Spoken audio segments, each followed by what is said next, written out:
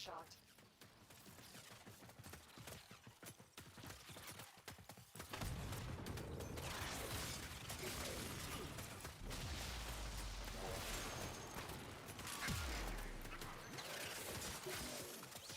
You did it.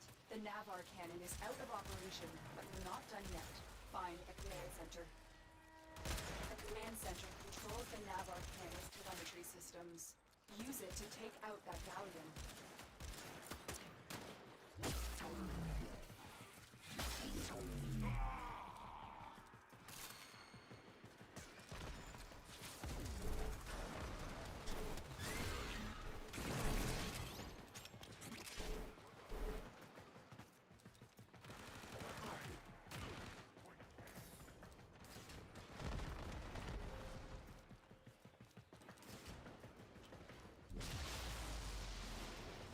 This is the command center. You'll need to locate all 3 of the telemetry keys.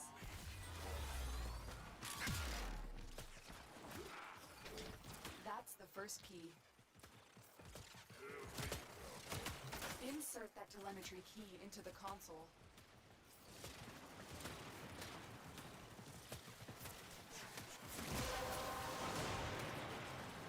That's it. You opened the relic. Finish your mission and we'll take a look inside. Good. One more to go.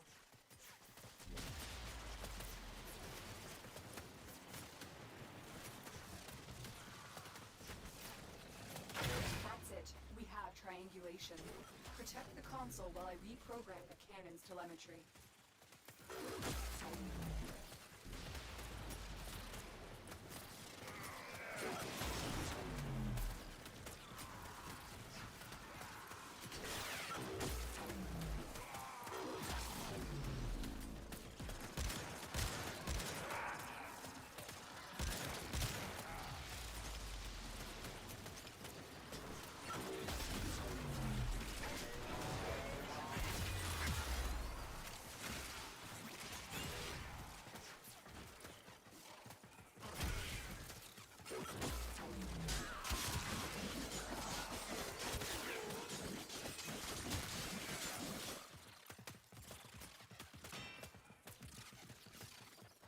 Done.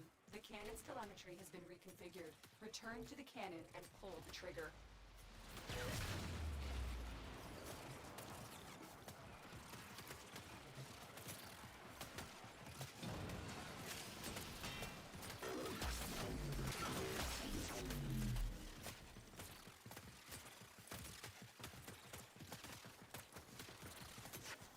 Direct hit. The galleon has been obliterated. Now return to the telemetry system and make sure the cannon stays silent. The targeting mechanism is out of commission. The cannon is useless now. The Grenier will think long and hard before trying to use this weapon again.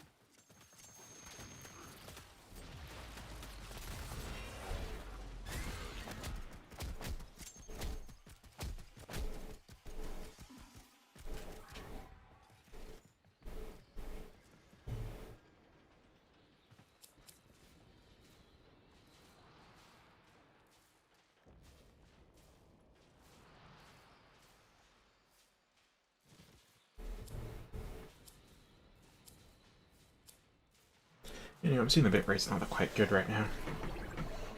I'll do a network swap. Can't do it mid-mission though.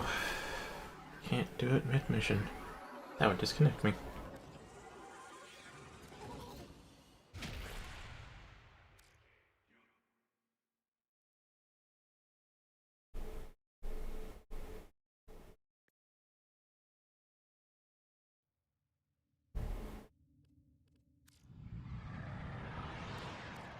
You know, I have like a day left for the resource booster, so...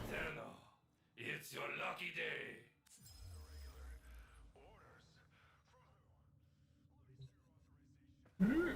That's 3. No, back to 2.4.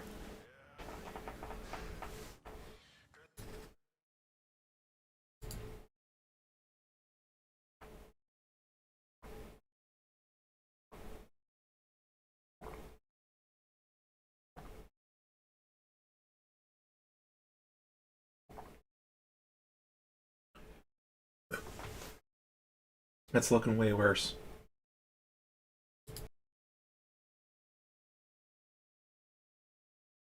Okay, so connection's not perfect, but this is the best we're gonna get.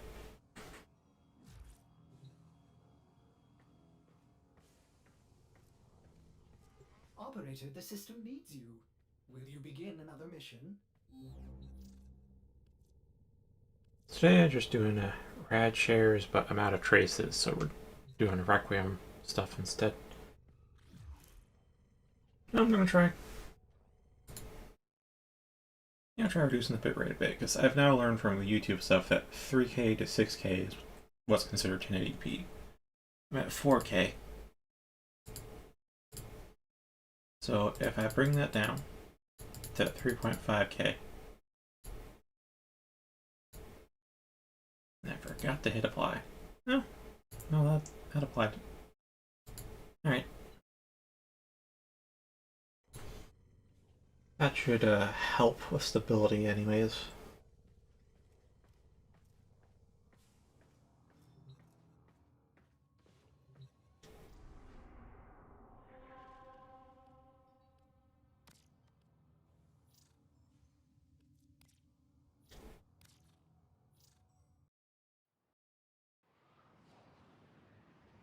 We're in like the 720p range. It's not pleasant. It's not terrible though, it's not pleasant.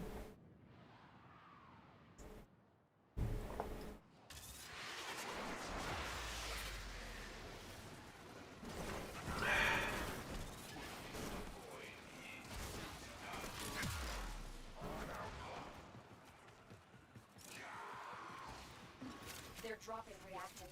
Use it to crack open a relic.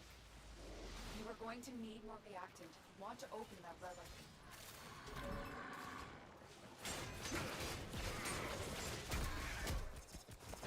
Plant the multicoil on the doors.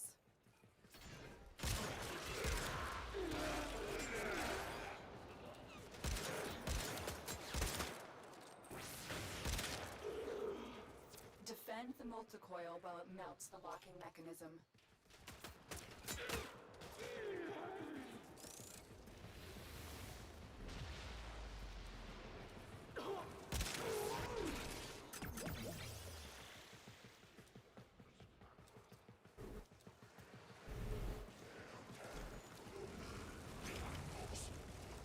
Alright.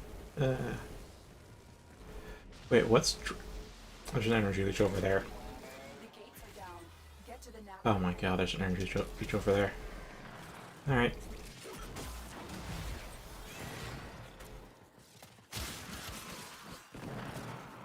The Grenier know we're here for the kill. They're priming one last shot with a tectonic round that is capable of destroying the colony in one hit. Do not let that happen. Thought I should mention to anyone who's watching this, because I know there's nobody in chat yet, is that I've set up a Ko-Fi page and account, so if you want to donate to me, so I can make my living a bit better, maybe improve stream quality too while I'm at it, Tectonic shot. that'd be the way to do it right now.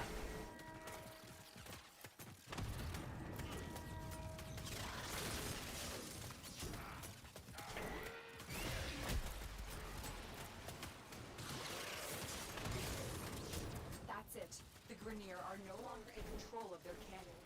Now it's time to turn their weapon back on them. Head to the control center. The command center controls the Navar cannon. God, I got 5 and 7? Oh jeez. Use it to take out. I hope that's too far ahead then. This is the command center. You'll need to locate all 3 of the telemetry keys.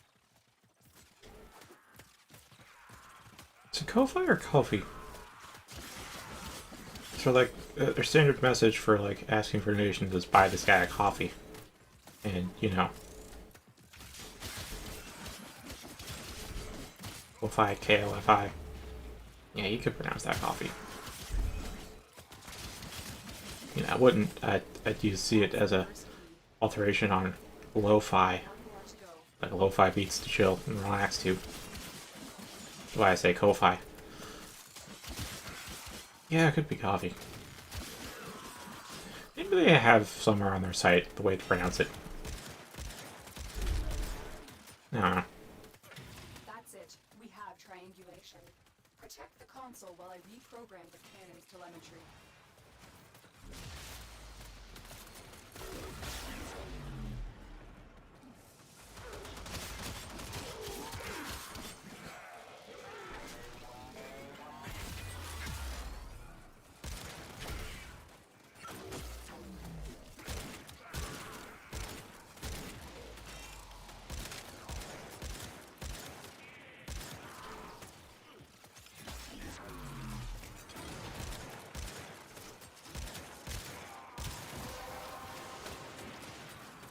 The relic has been cracked open. Finish your mission to find out what's inside.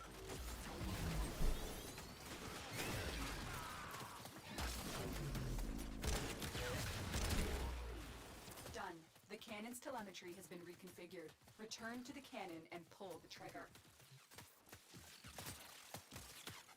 Oh, well, I'm counting on you to be fast.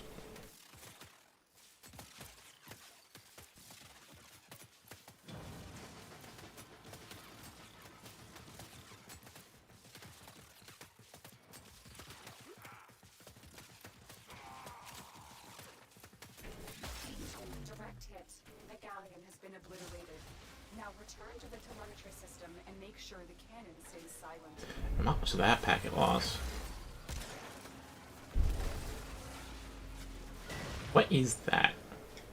The What is wrong? is out of commission. The cannon What the fuck? is useless now. The Grenier will think long and hard before trying to use this weapon again. Alright, I went off this crazy rad. That is the lag likes of which I have not seen well, I don't know, quite sure how long.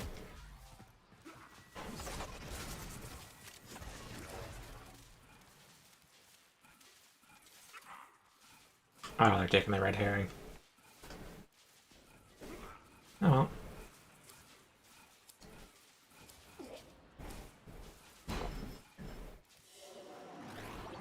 Another job well executed.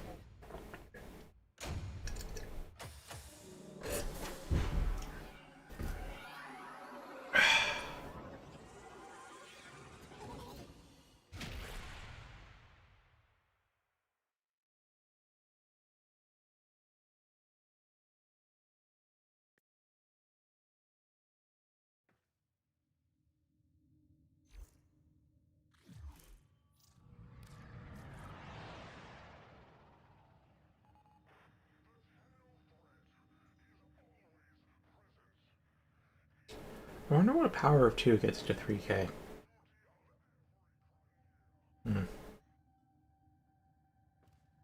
I say that because, like, 1 gigabyte isn't actually 1,000 megabytes, it's 1,024, because...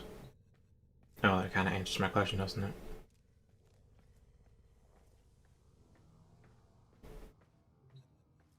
$3,072.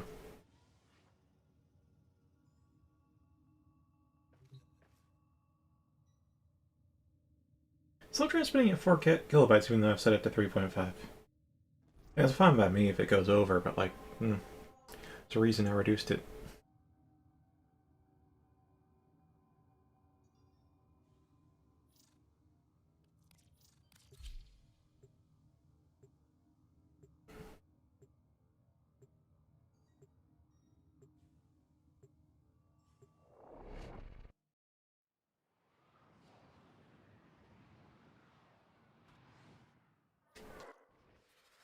The Queen's Fortress is using a friendly colony near Jupiter as target practice for its new long-distance artillery.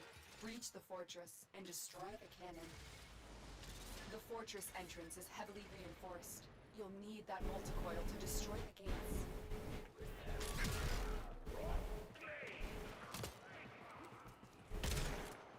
Right now, That didn't do as much as I thought it would. but once the Grenier switch to tectonic munitions, you will become capable of obliterating colonies in a single shot.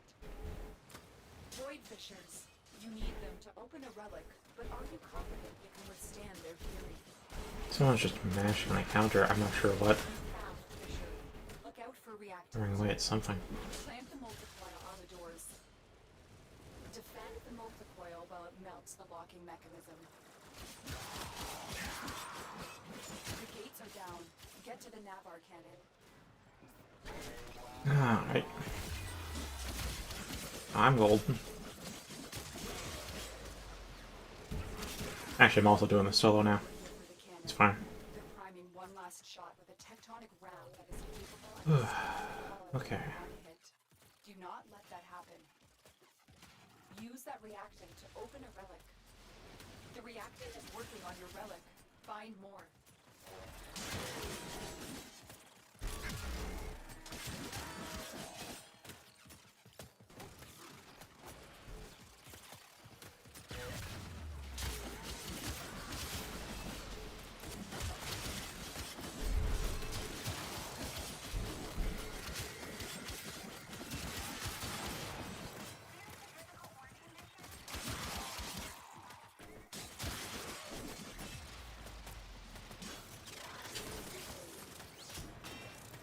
You've reached the cannon. Shut it down before it fires the tectonic shot. Yeah, I'm on it. It's not that hard.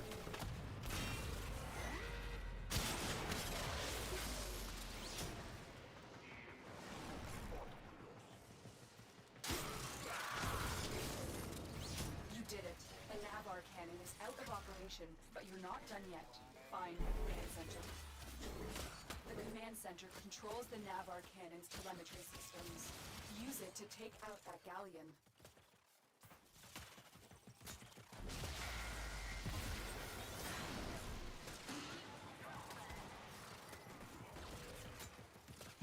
Okay.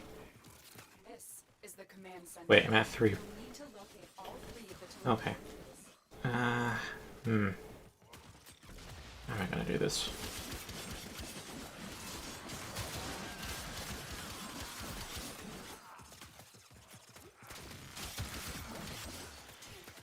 Oh, there's 5.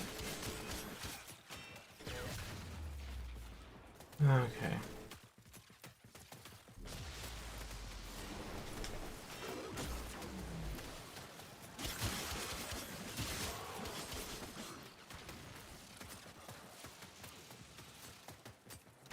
Insert that telemetry key into the console.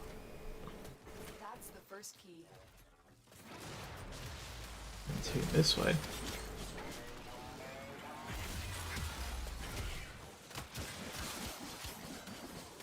Wish I could train Euphona, but I don't know. Impact just doesn't quite do it here. Doesn't quite get it. Probably should put. That's honestly why I prefer having like heat or something on the weapon and not just pure physical. Good. One more to go. I guess unless it's Slash. Slash can bypass armor.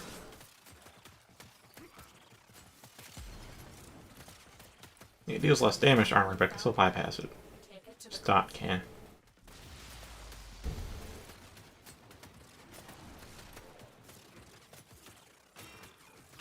That's it. We have triangulation. Protect the console while I reprogram the cannon's telemetry.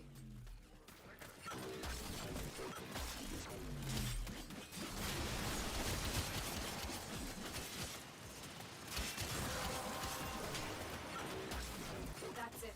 We've opened the relic. Finish your mission and we'll take a look. Alright, inside. so now this here means increase strength, double radius, and double radius.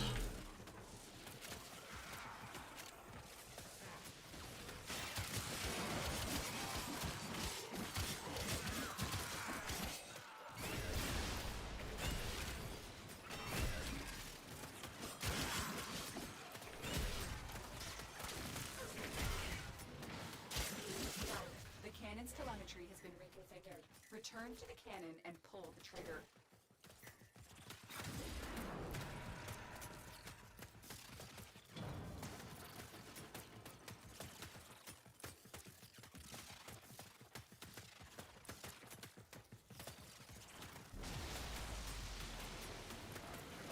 Direct hit. The galleon has been obliterated. Now Now return to the telemetry system and make sure the cannon stays silent.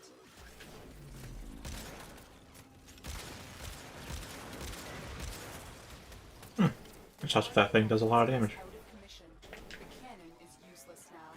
The Grineer will think long and hard before trying to use this weapon again. It's not a straight shot. Yeah, this distance it would be a straight shot.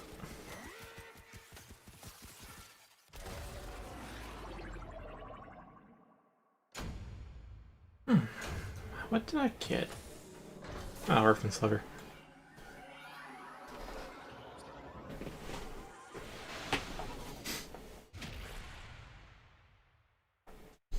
I do want to do some Railjack for training purposes. I also got a farm Plat because my booster is almost out. I had a good deal of Plat and I spent it on Prime stuff. Worthwhile investment, yes, but like, maybe I should have held off for a couple days.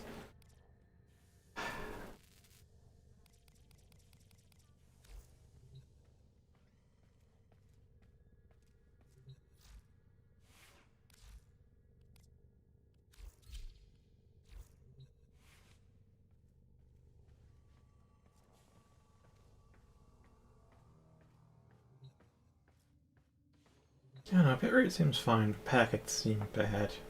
It's a... It describes Comcast internet most of the time.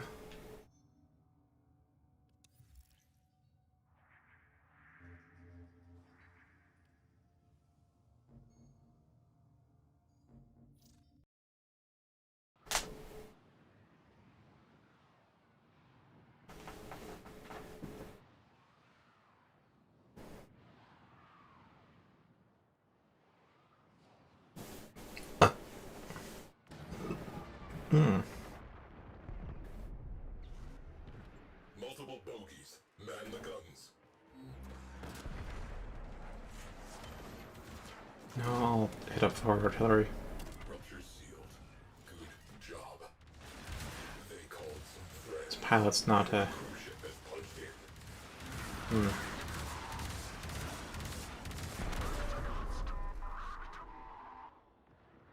Arquin slingshot loaded. Tenno in the barrel. Ship killer platform identified. This is a priority target. Infiltrate. That's a bit too far for my tastes. It is impossible to say how many innocents may have already lost their lives to it.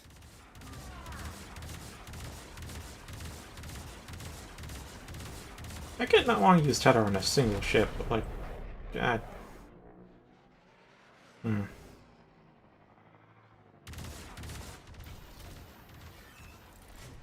Radiator naked. Hit them with all we have got.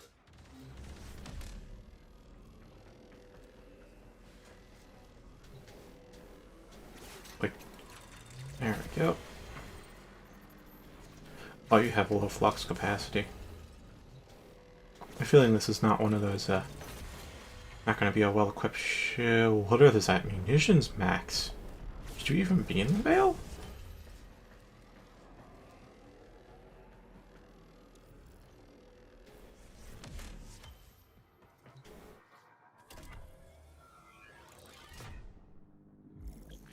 Radiator down. Away crew. Expose the next radiator. Away crew. Wrecking time. Destroy marked components. Enemy cruise ship has arrived. They are powering weapons. Alright. Okay.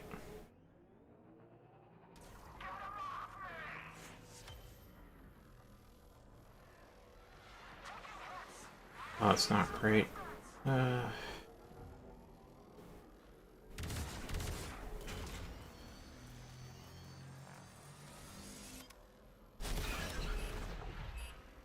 Don't even have boosted forward artillery. That is... Radiator exposed. Fire.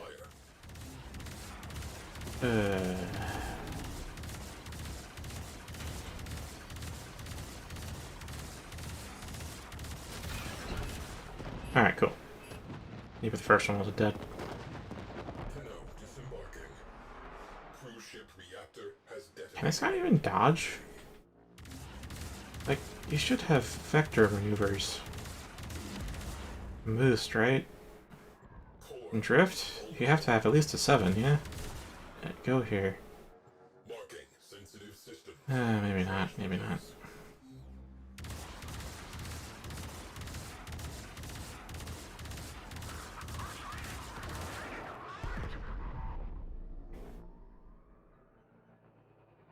So your turrets aren't great in damage either.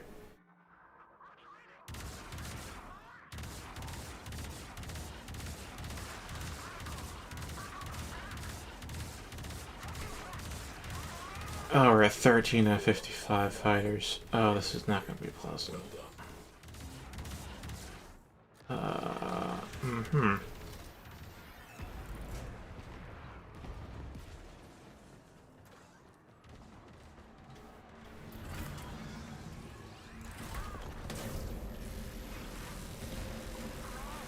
Oh my god. Translation signature. Yeah, those side turrets are horrible. Enemy have reinforced. I mean, that specific turret type I use on my own nose turret, so it's not bad in of itself, but damn, that's not powered up. Compression risk. Oh, you are boosting or drifting. Cool. Yeah, that was a drift maneuver. Sealant applied. Hull integrity stabilized. Jeez, how many missiles do you need?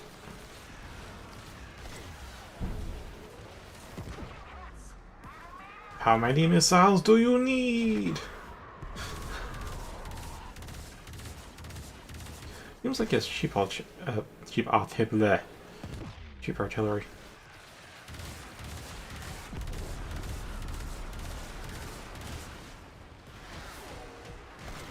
Normalizing interior pressure. Ruptures sealed.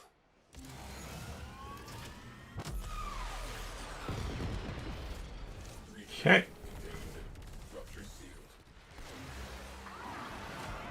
It bounced. That's new.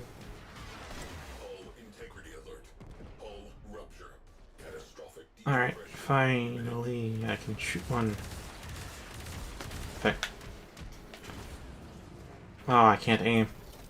Because I had to look at the menu. Alright. Damn, bugs with the controller. Ruptures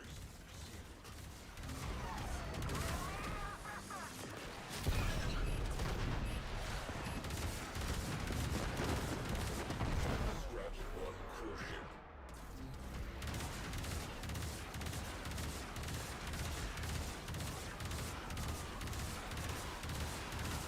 What's even up with this thing's shield? Why is this guy's armament so weak? Compression levels stabilizing. Ruptures sealed.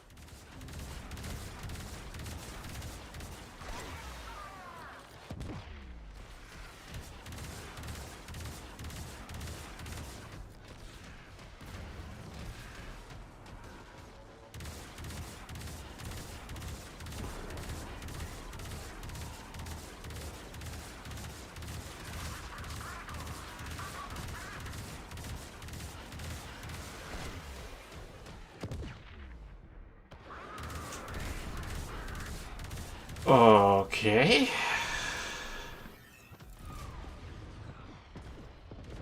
Wait, it might go down soon. Yeah, it's down.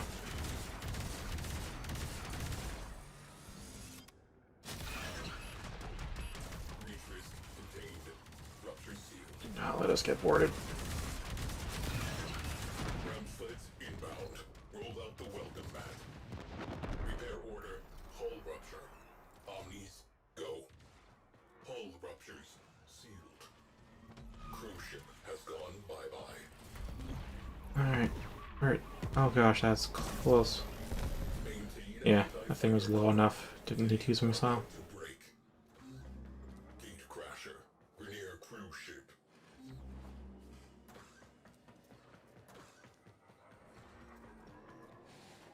Okay, forges are in use. Tactical, do you have? Extinguish on fire, battle stations, increased turret damage. Void cloak. Alright.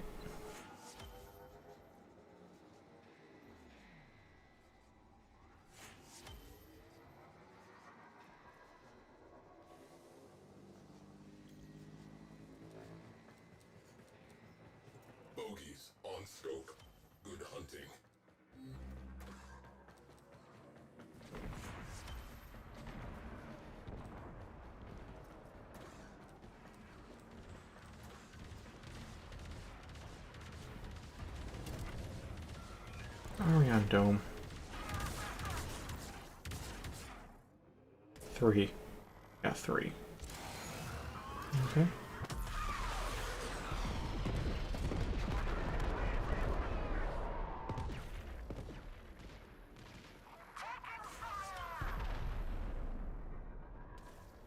Hmm.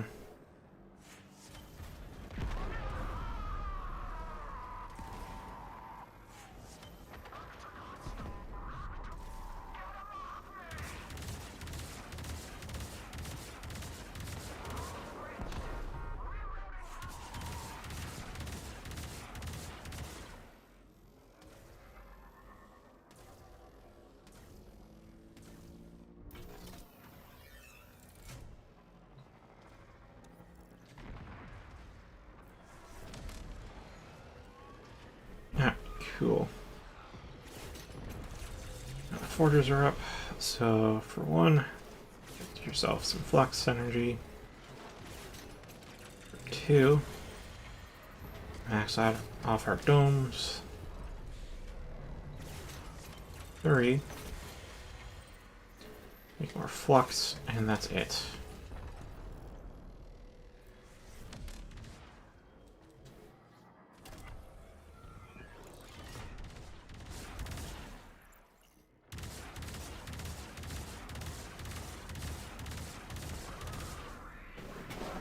This is gonna be a dull one.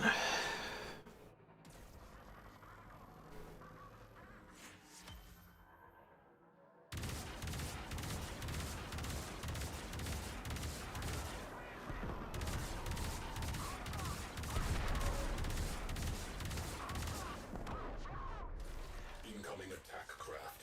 Crew, light them up.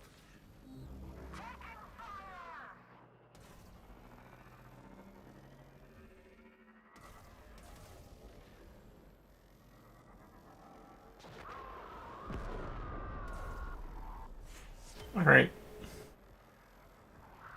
Now I know you're here.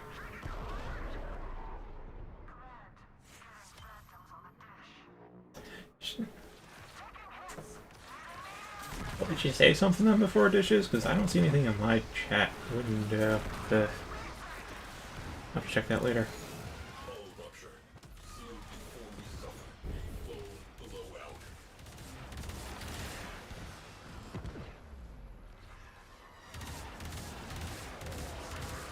Yeah, Disney's one of those entities that I also want eviscerated. Enemy fighters are routing. Suppression levels stabilizing. Ruptures sealed.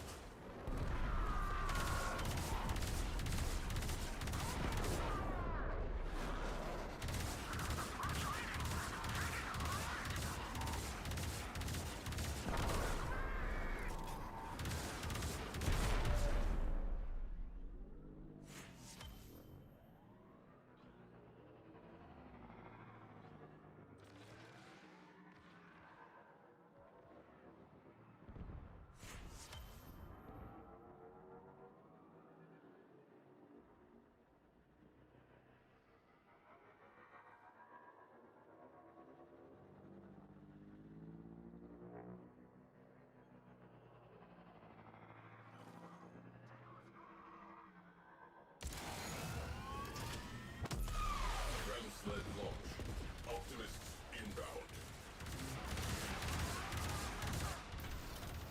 It'll be a while before those shields get reduced. Oh boy. Alright. There. I hear another one now. Oh my god. Have a hull rupture. Full-on breach imminent. Repair.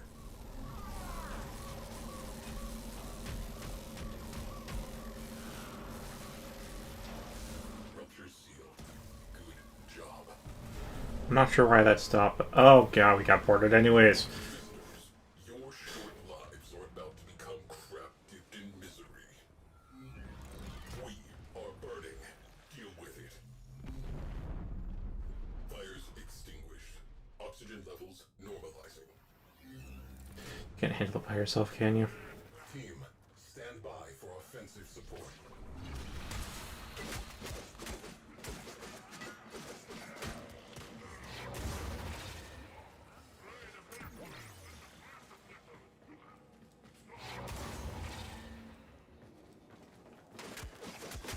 Wait, what? Why do I have two of them? Sealant applied. Hull integrity stabilized. You used my ability, didn't you?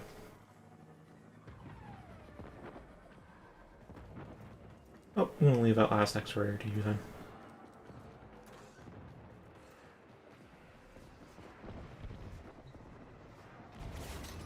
Boarding party eliminated. Ship secured. Back to work. Crew ship down. That clears up some space.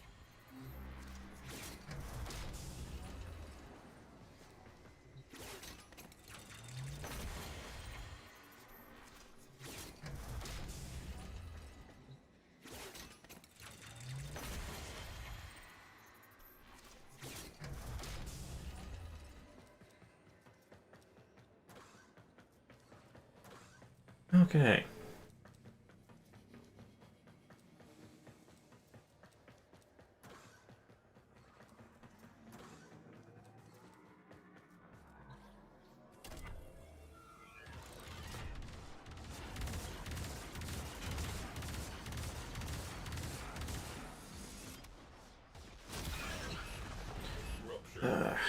Non-crit, huh?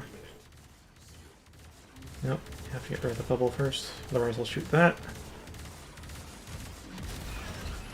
That's still not a kill. Incoming ground sleds. About to ring the doorbell.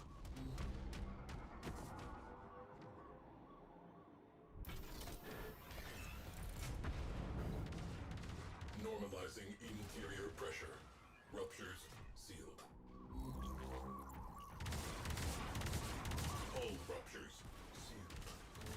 Oh boy, yeah, I won't fire the main dome. Good job. Oh, this guy doesn't know how to lock on rockets. Sealant applied. Hull integrity stabilized. Oh, that was close. Interior pressure. Ruptures. Okay. There we go.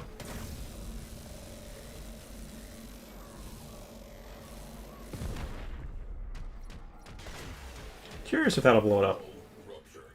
Breach risk. Omnis needed. If that didn't blow it up, I should have disabled it.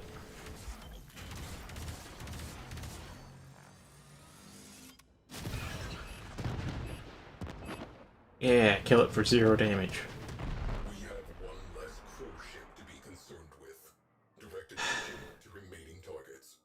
I should just bring my own ship at this point. Stabilizing. Ruptures sealed. We have one more cruise ship to deal with, Crew ship and the other guy took care of it. That's great. on remaining targets. Ship killer platform down. Sector cleared. That should make things easier for civilian traffic.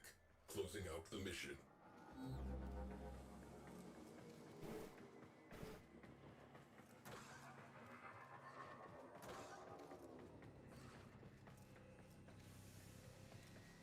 Okay, let's do some forging. And then...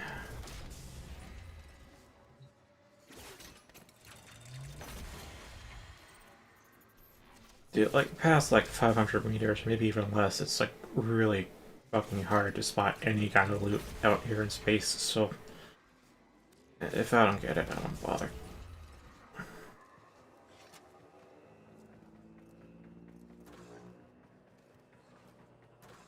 Rank 25 on UFO now. That's neat.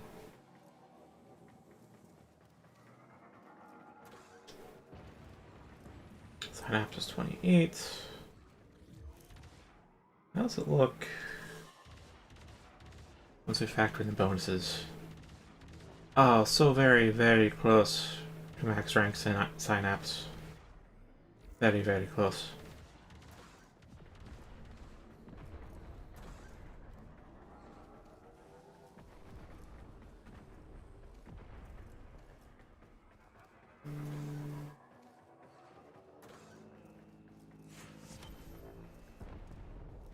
Alright, let's go forge some stuff. That should push me over. If I can. There's that cursor.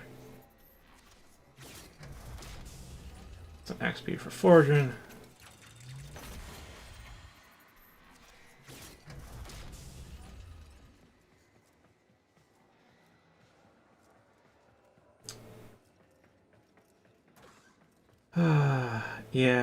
Yeah, I'm done as well.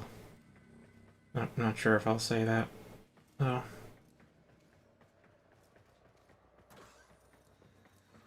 I always center me in the silent one in groups.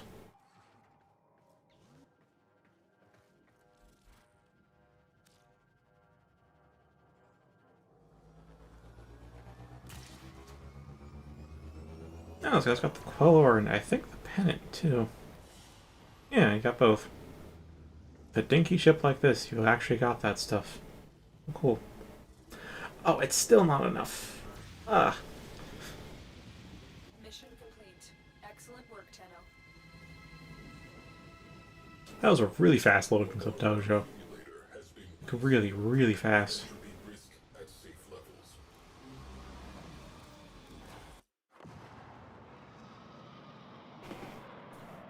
Alright. Oh, apparently there's pizza downstairs. Okay. I'll explain a bit of knocking. That was like a half hour ago, though.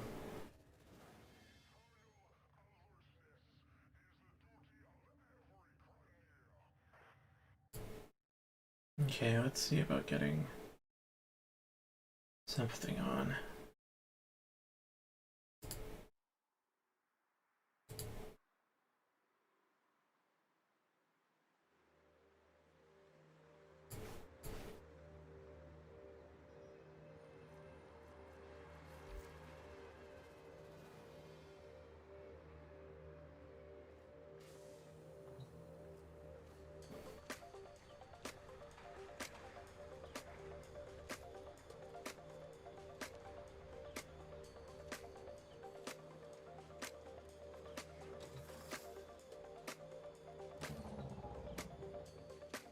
Crew, ready when you are.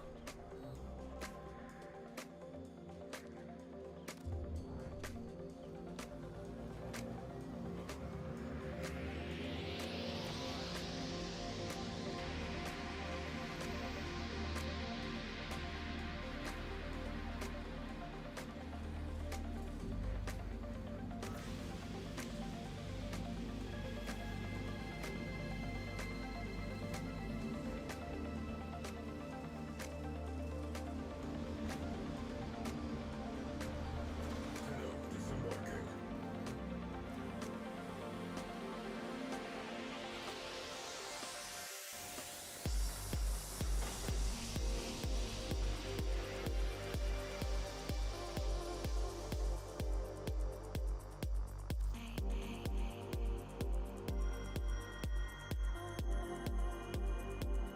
I haven't quite listened to this one a lot.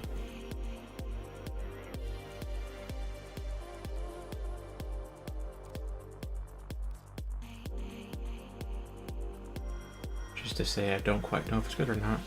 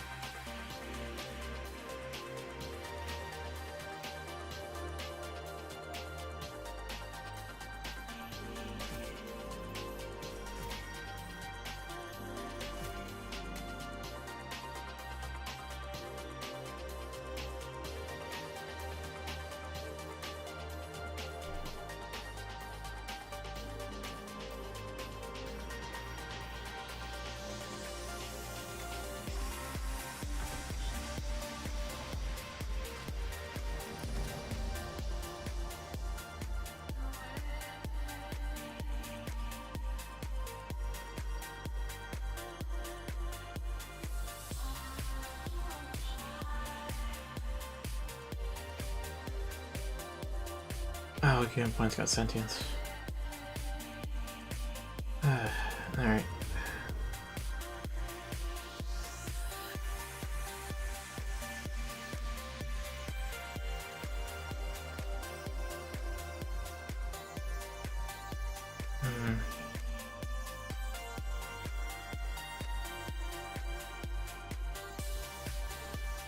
Yeah, let's bring XCO.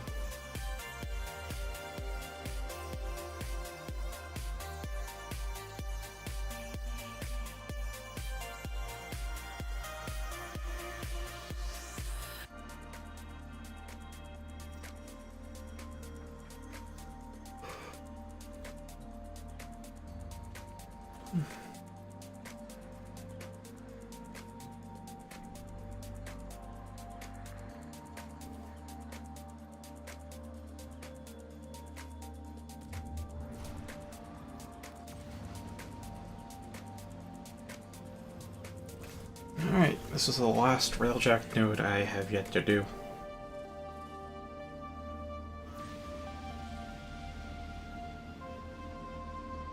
The vernier placement of the pulse turbine is a display of power intended to exhibit. We do not do exhibited.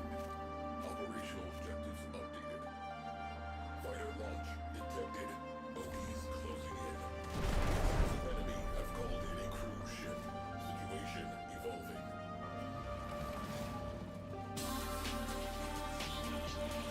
Alright.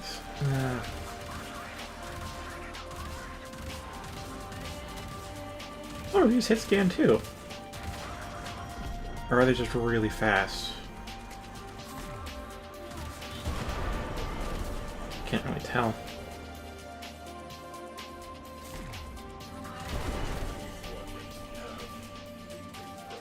Oh, these are hit scan, aren't they?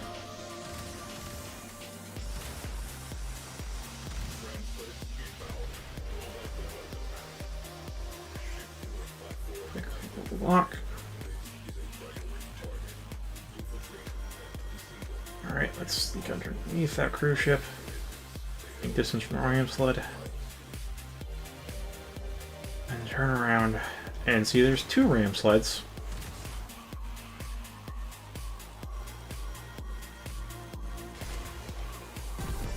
Now there's one ram sled.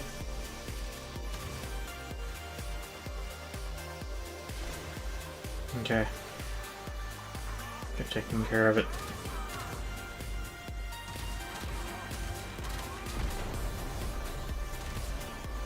Another ram. Oh, wait. That was the one I fired the blast missile at. Okay.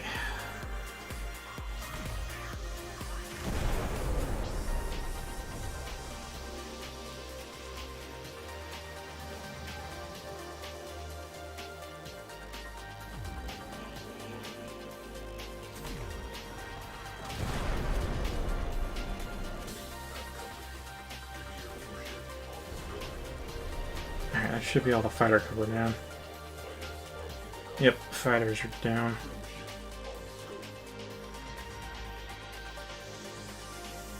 Okay. Used up half the flux. That's good. That's my concern, because my current reactor has a bit more avionics, but less flux. I think.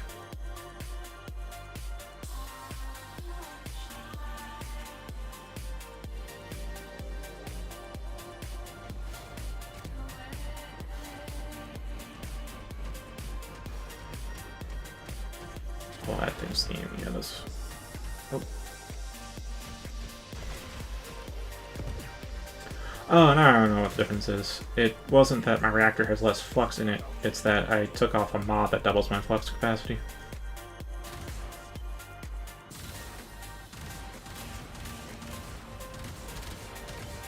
Yeah, I can dig these.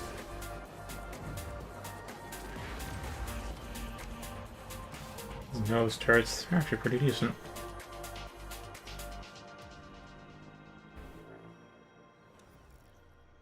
Alright.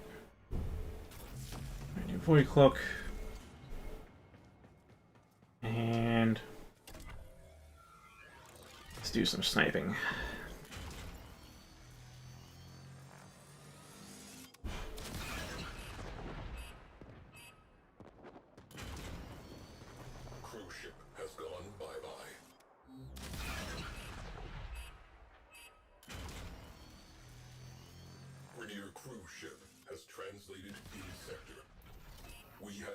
That's 3 cruise ships down. Concerned with.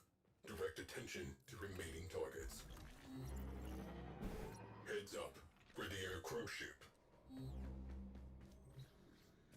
Yeah, finding the wreckages now in space is going to be a bit hard for me.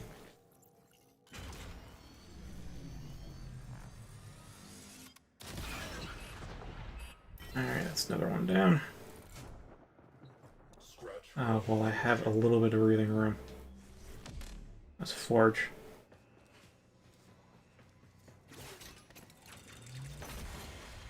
Oh, I still have all 5 dome charges. Cheap artillery is great. Hull integrity alert. Yeah, that's what I thought. We're getting shot at. Catastrophic decompression imminent.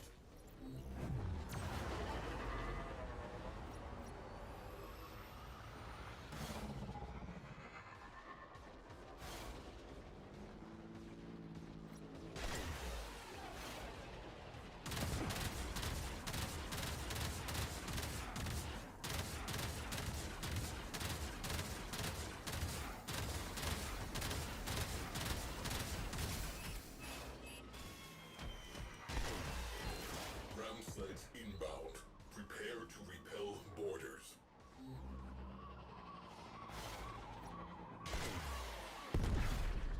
Alright, boarders repelled before they even got here.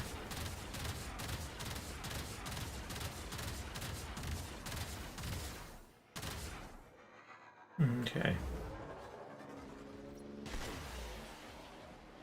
Take down that thing's shield. Alright, shield's down. Now it's going to be all about getting distance so I can snipe them.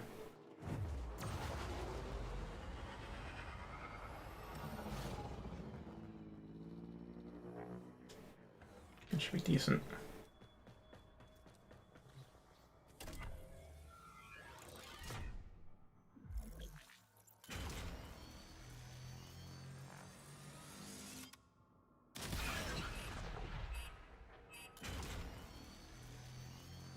Cruise ship. Cruise ship down.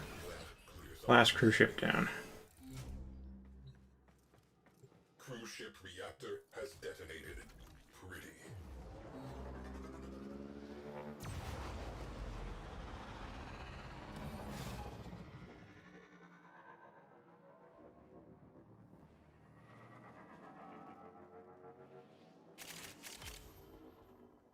Alright, there's some loot. There's some more loot. Ram sled launch. Optimists inbound. Optimus taken care of.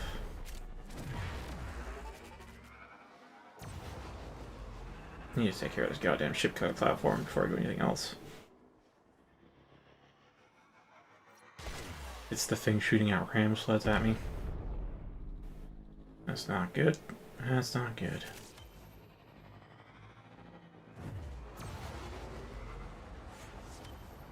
Let's get some distance.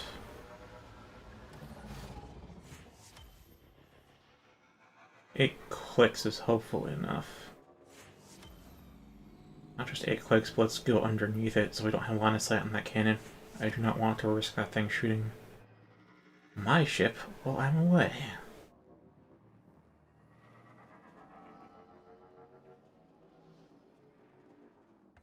Okay. Should be far enough.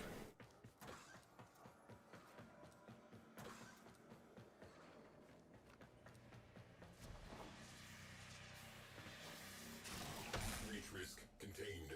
Rupture sealed.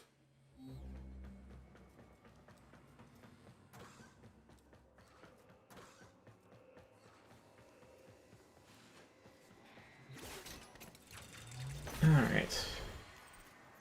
I still have 5 out of 5 weapons.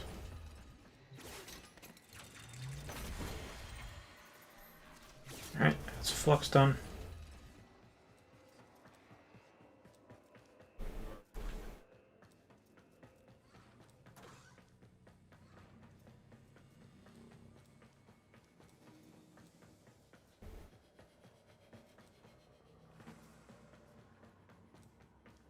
Arcwing slingshot loaded. 10-0 in the barrel.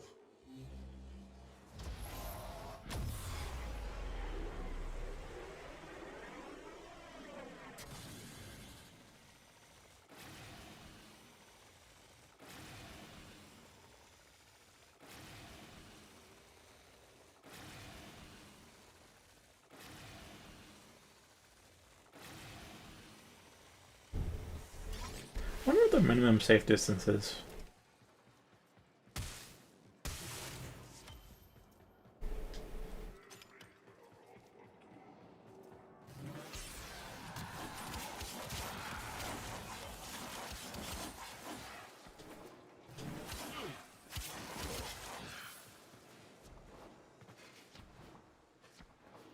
Alright.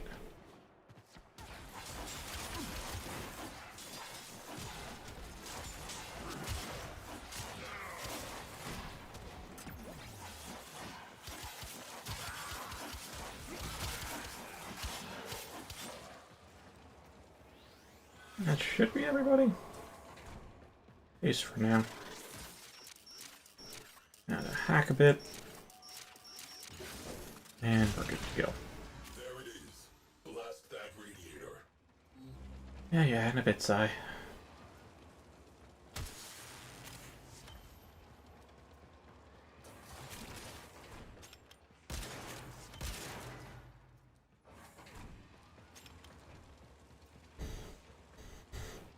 Yeah, so Euphona Prime is the current secondary I'm using. Sounds like this. Well, no, not like that. Just the focus boost wearing off. Sounds like this.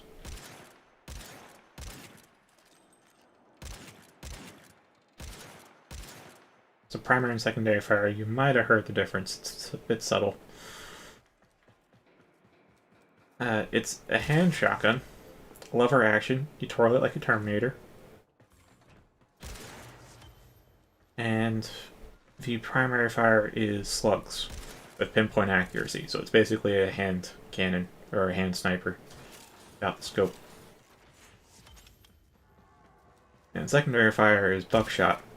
So, you know, a shoddy sniper in one, except the shoddy really sucks. It's high damage, yes, but like the damage fall off is awful. So most shotguns, they lose like 40-60% of their damage after like, I don't know, like 20, 30 meters out. Maybe 16 meters on the short end. One down. One to go. You know, it's pretty good range on the shotguns. Systems.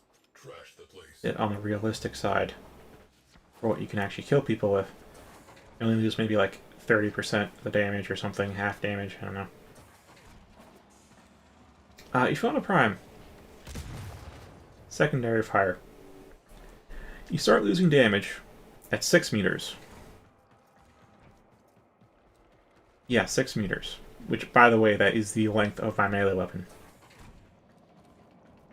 And how much damage do you lose? 90%. It deals 10% damage at 12 meters. So it's technically the strongest secondary shotgun there is, but only technically. It's really, in actuality, in practice, it is the weakest I have ever come across.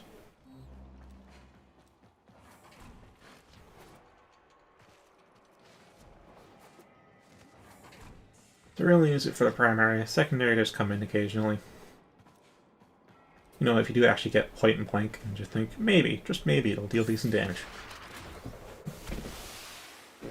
Kinda doesn't. But I use it primarily for the slugs, because that basically makes it hand sniper. The issue though with the slugs is that their impact damage. Destroy marked components. Impact damage does...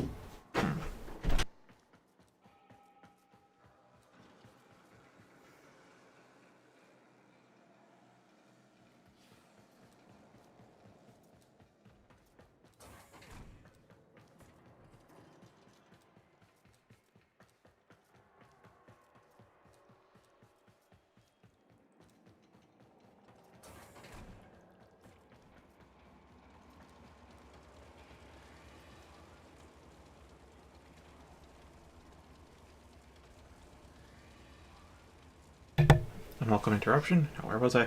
Right. Impact damage. Neutralized. A grateful sector thanks you.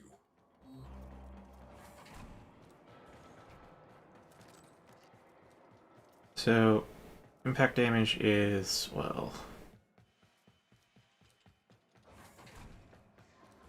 It's alright. It does increase damage to shields. It's a status chance on this slug is actually negligible, so not going to get it. But still, it is a stagger. Which, I mean, I guess it's kind of useful.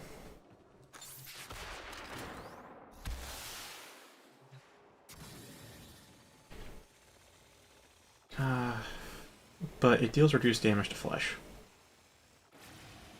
And it's neutral to armor. So,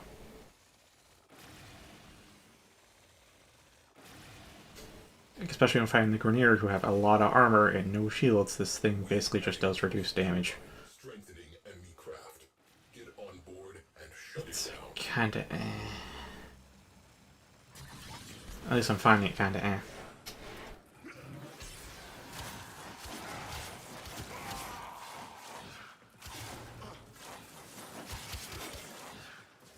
Instead I'm formatting it so that way it could probably be not eh.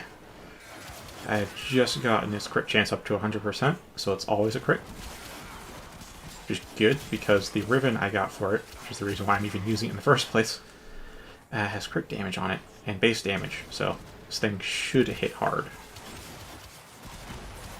Just the Grineer have a lot of armor, and impact is not good for dealing with that armored flesh. Alright, actually died.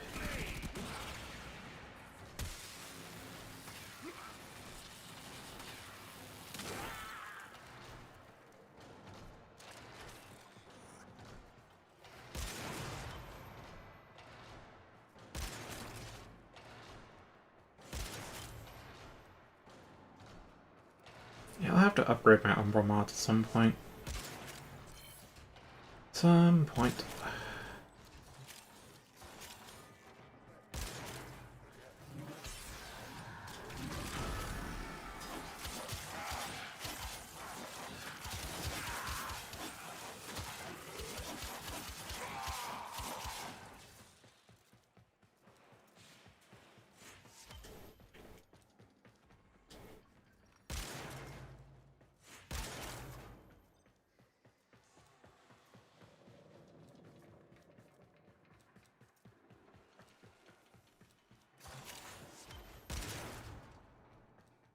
Definitely against the Corvus is pretty good, because they have shields and not much health. Should be good against the Infested too, now that I think about it.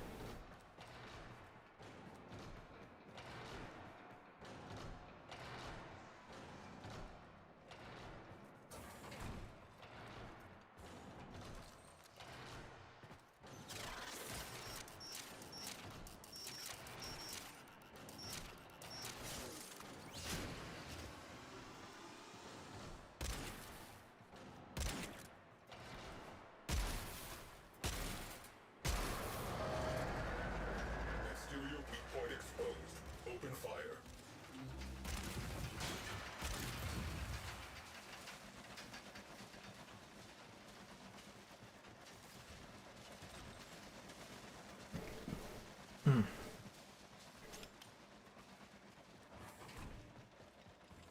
Oh yeah, another weakness that I managed to completely recover, because the Riven is reload speed, and you also have primed quick draw on there to stack for even more reload speed.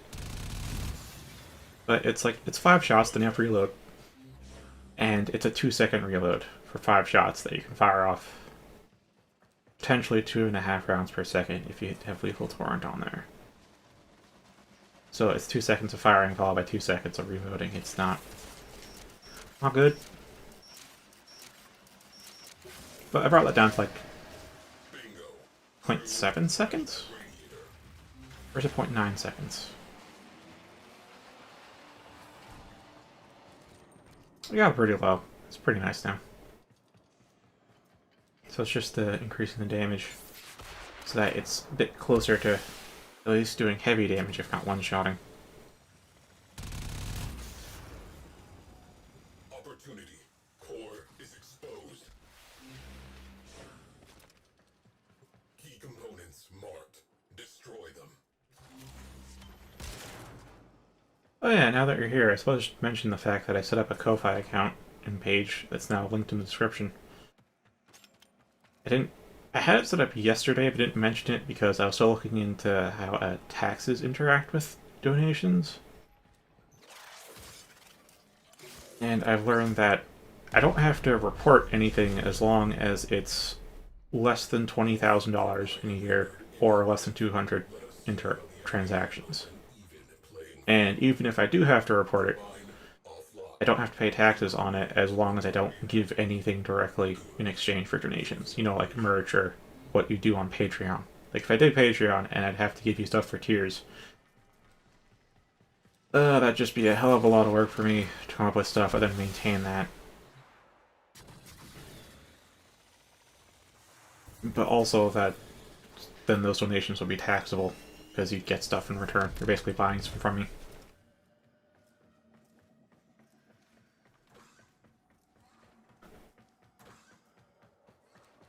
So yeah, there's that link now. And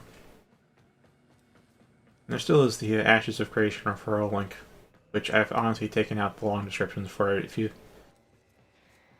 interested in the game, you can sign up with that link and I'll get...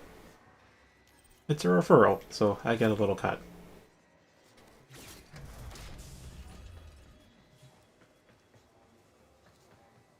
Anywho, I'm gonna look around for some more loot now that the mission's over.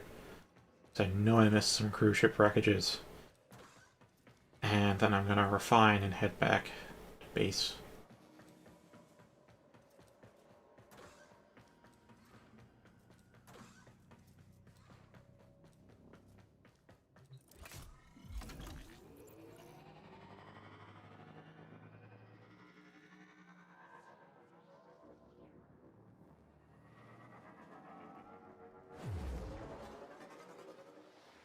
I suppose why Ko-fi instead of Patreon? I mean, aside from the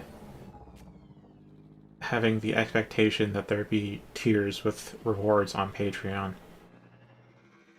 there's also the fact that I think Patreon takes a cut of the donations. They're still shooting ram sleds at me. Oh, these assholes. I thought I killed them all.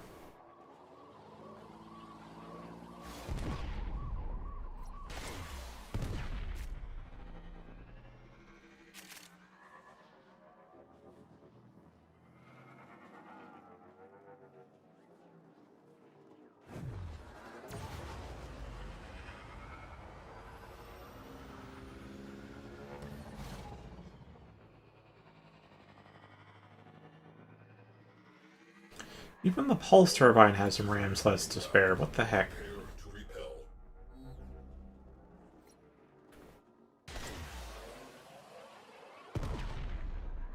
Oh, lock-on missiles are a thing. I really do like quick lock.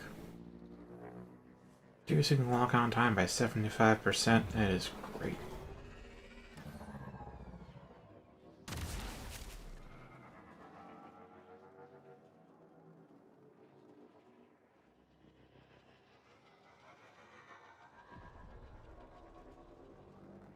And also, Patreon's kind of turning into a big corporation too, being a bit shady and evil behind the scenes. Although I've only heard rumblings of it as opposed to explicit deeds. Like they're kind of turning into like a Google or YouTube, kind of just not caring so much about people on the platform, as long as the money comes in. Welcome, Schliff.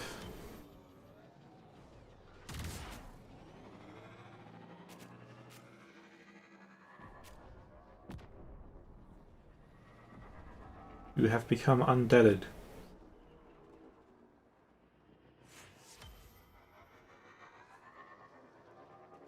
I feel like it's probably about the limit. What I have the patience for looking for.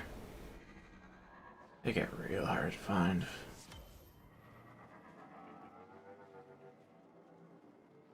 There aren't even any ships exploding out here. This is just random loot outside.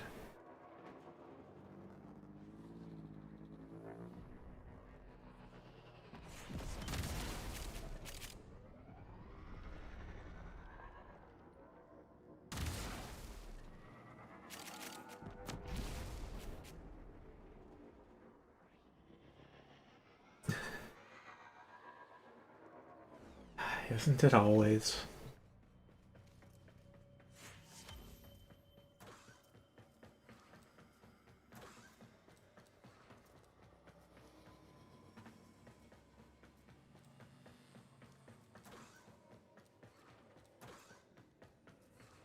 I mentioned this just now to Alyssa right before you came on, so I'll repeat it for you too.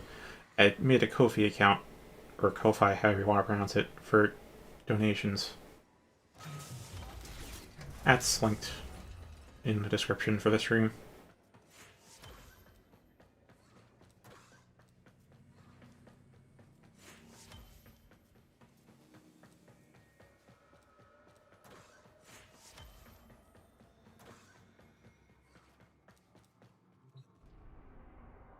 I think I've done all the nodes in Veil Proxima.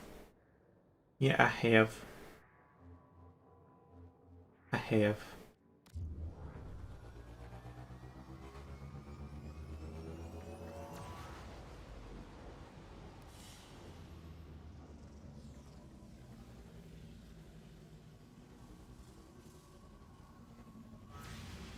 I still need to link that on my mod pages.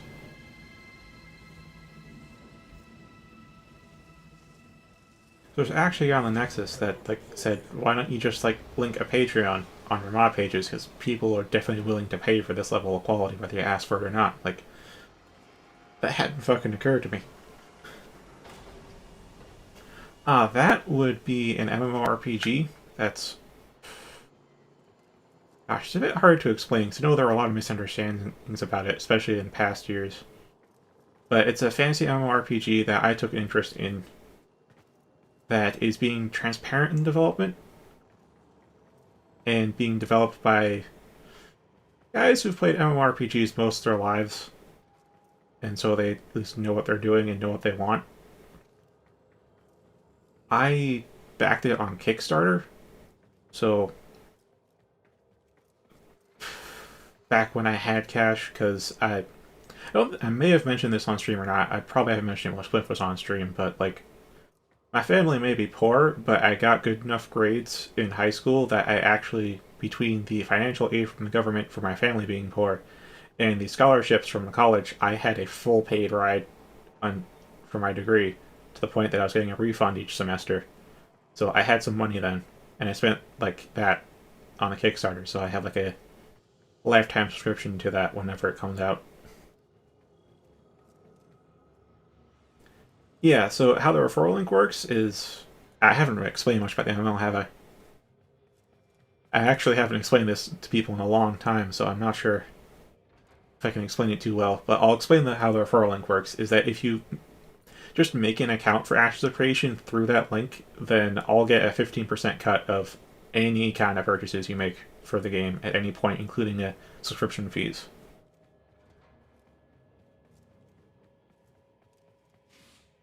Oh wait, I have to go see if I can Valence Fusion stuff. So with that, it's you don't have to spend money directly on me, as long as you like Ashes of Creation, and you made your account through that link, then I get paid for whatever you spend money on that game.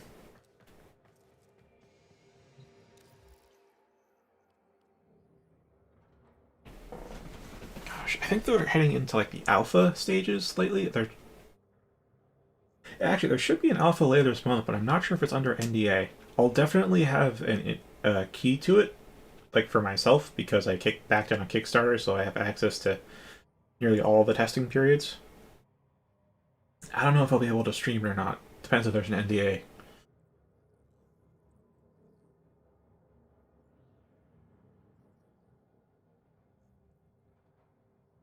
Yeah, they plan to have both action and tap target combat in there, intermixed. So some abilities are tab and others are action, which is going to be interesting. I especially need to bring that up because they created, just for some quick testing of the action side of it, battle. It's battle royale set up on a little small piece of our map, just to test out the action side of combat, and that definitely drummed up a lot of misunderstandings about it. You can't play the battle royale at all anymore. They took that down. They didn't leave it up after the testing was done, but that made people think, oh yeah, they're just going to be a battle royale and cash out and scam it. Yeah, this one will be a monthly fee as well when it's out, so I guess that might deter you, but what may help is that if you get referral links for yourself, you have 7 people that are actively subscribed, that will cover your own subscription. fully. Like 15% times 7 was what? Yeah, like 70 plus 35, so it's 105%. You get 7 people. Because I backed it, my sub's free. The tests will probably be free, though, if you happen to be able to get in.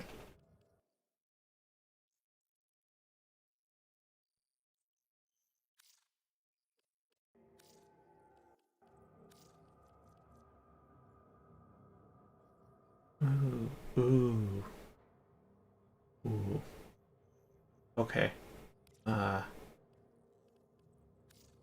so I'm going to valence fuse.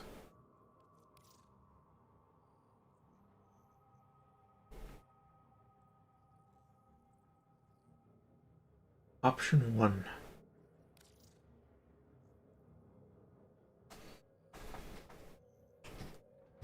This is why I want to do valence fusion. So I can get a stronger shield without having to really fully repair it and replace. Yeah, I have to say, because of depression, I kind of lost track. I kind of stopped keeping up with the news that they're putting. Because they put out, I think, like monthly dev streams just to give you an update and maybe show some stuff in progress. Yeah, true enough. As I said, I'll definitely be streaming Ashes of Creation when I'm able to. And that's the big thing. When I'm able to. Whether that be fully... I'm sure there'll be some tests I can stream, but I don't know if the upcoming ones I can. I did stream the Battle Royale back in the day. If you look up for APOC, I think it was APOC, is what the shorthand was. Maybe that was a full name. No, it sounds like it was an acronym we use as the full name. So, I streamed that. That should give you... You know, I'm not sure if that's even representative anymore. So that was like a year or two ago. It could change a lot by then. Really could. But that was like the rough... Or I guess a rough draft of what they wanted action combat to be like.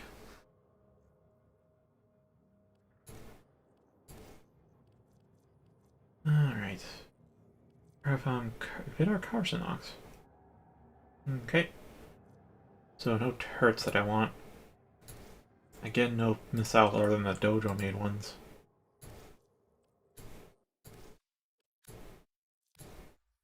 Alright.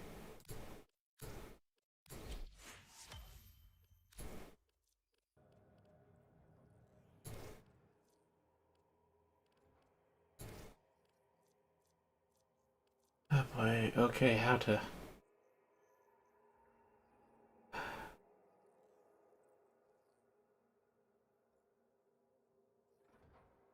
I guess one of the big things that they tout with it, and I guess one of the unique selling points for Ashes of Creation would be the node system, or what they call it is the fact that the map, I mean, the geographical side of the map, I think, is relatively fixed, but like the city, settlement, town side is fluid.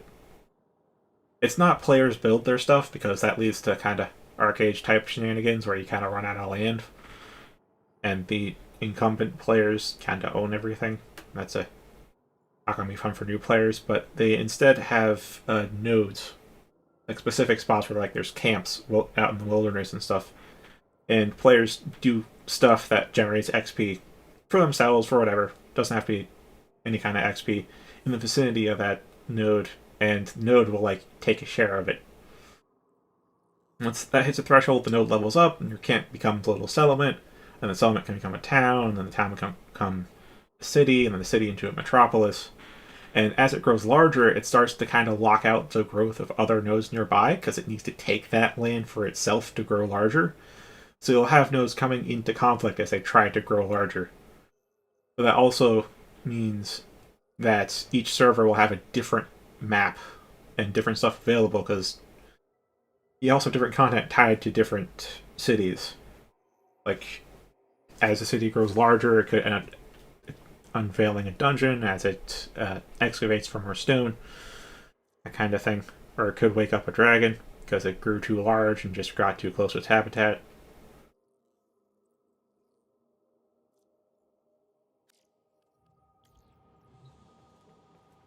That's like the big thing that they're definitely doing and is like at the center of most of the stuff. Like how players can influence nodes, how they interact with each other. So it's a very player-driven type of story on each server. Well, largely player-driven. They'd have to, of course, have some NPCs in there because it's not fully player-driven. Otherwise, you'd have the, as I said at the beginning, you'd run out of land. Like, maybe one guild would claim the entire continent and crush any rebellion.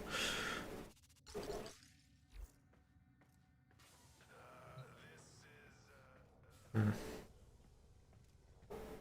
Yeah, it does. It really does.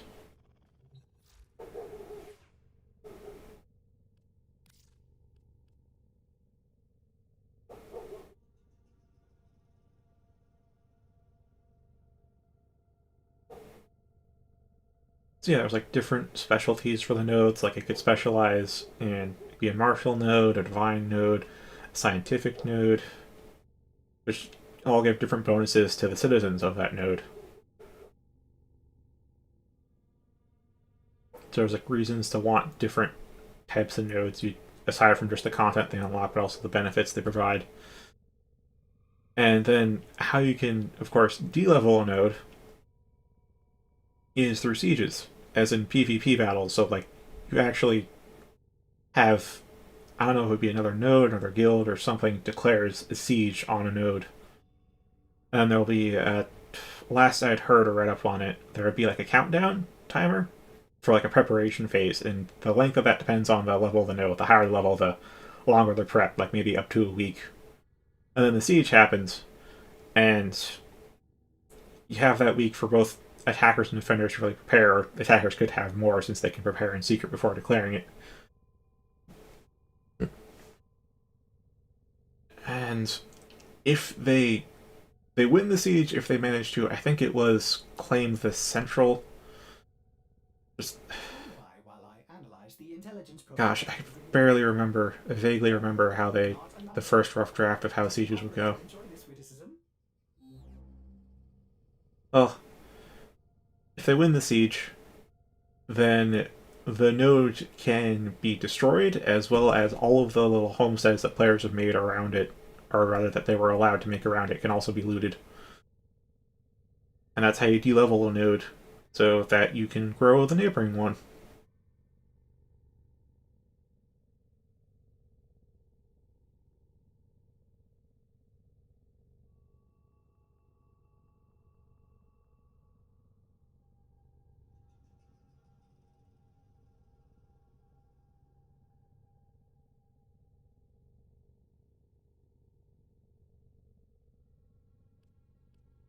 What weapon do I want to use?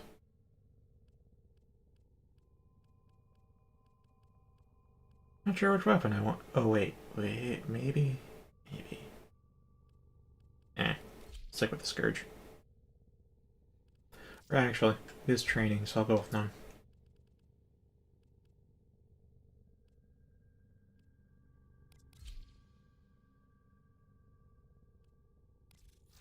Well put together, operator. Now get out there. Oh, hey, I can put a 7 in here now. Oh, I could do Augur Pack. That would increase damage overall, but I'd rather have an element in there. So, Toxin or Heat? I guess Heat. Heat's generally effective against a lot of things.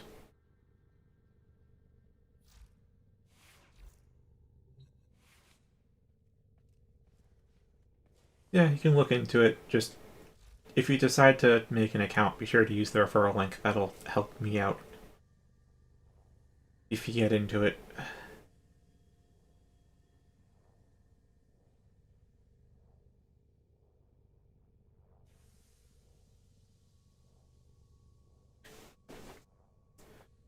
I probably want to just attempt to look up some stuff about AOC now.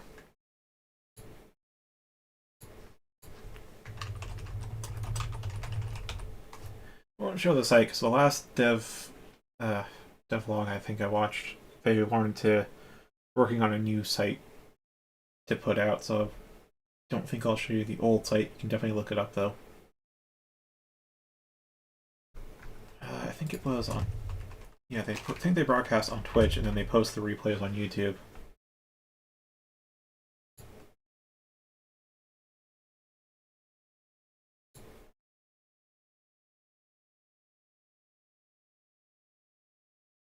So they have like each. It's once a month at this point, towards the end of the month. I think it's like the last Friday of each month that they do a dev stream where they, as I said, they like talk about what's been going on, give you a progress update, and maybe show you a bit of the unfinished stuff. And they'll stress it, but I also want you to stress it that they're genuinely being a bit more transparent and showing work in progress stuff. As in, it's not, when they use like alpha and beta, they don't mean like the AAA alpha and beta where it's pretty much complete except for some bugs. And we're just kind of using this as just a marketing test instead of an actual test.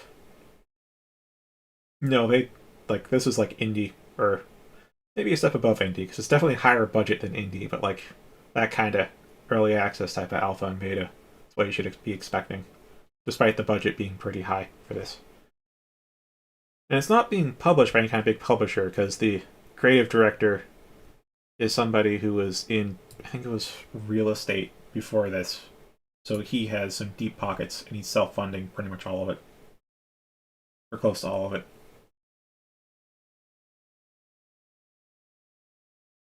So it's really just what he and his team and what we want, or people that actually put in the input. So there's a lot of hopes on this game. And also a lot of shifty eyes too, because it also sounds a bit too good to be true to some.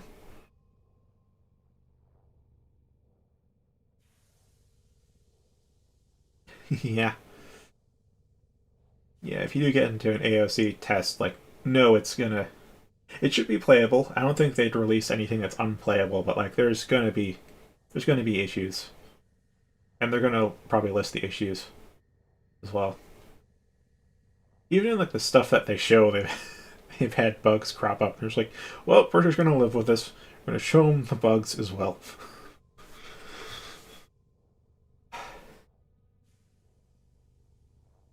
So those look fairly nice, because I think they're using Unreal Engine 4, and Unreal Engine 4 at this point has some very nice looking stock assets that they've been gradually shifting out over time.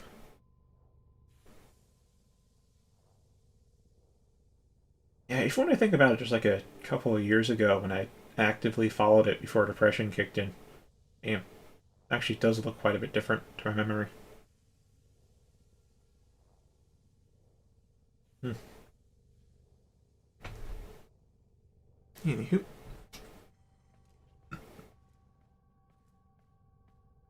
Oh wow, it's 21:30. Jeez. I mean, I knew it was like about 20:30 before I think Alyssa popped in. Damn, it's been an hour since then.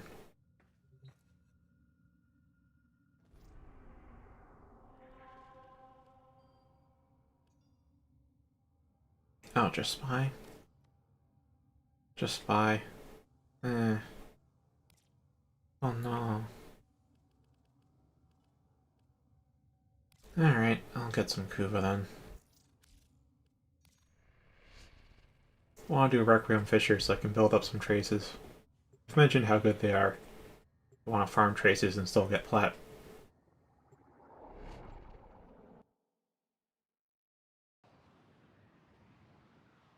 But yeah, a lot of the historical conversation on Ashes has definitely been tainted with the how AAA has treated the whole testing phases and how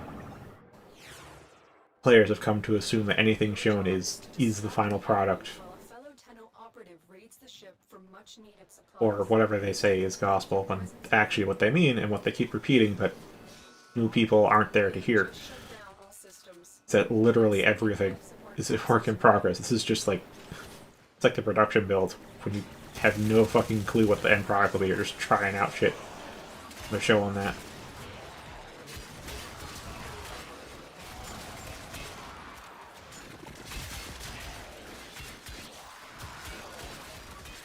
I like Reaper Prime. It flows nice.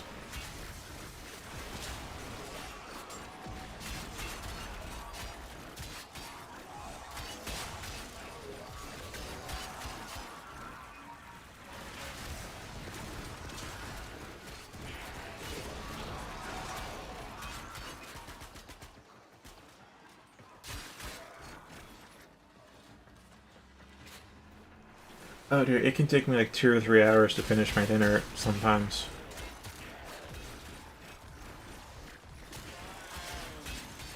I have experience with what you're going through.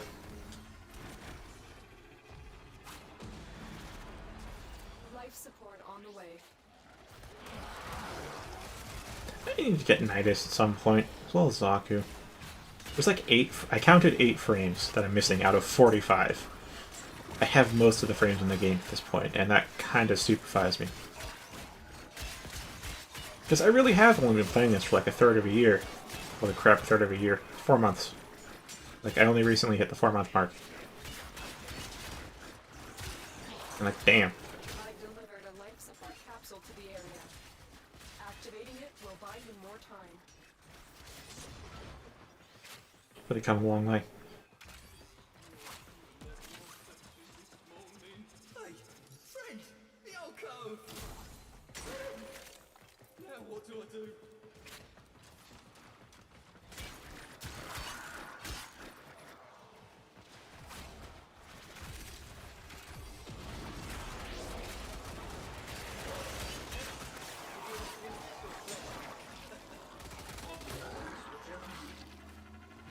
I'll let him do his thing. I took the one in the closet. He'll take the one here in the corridor.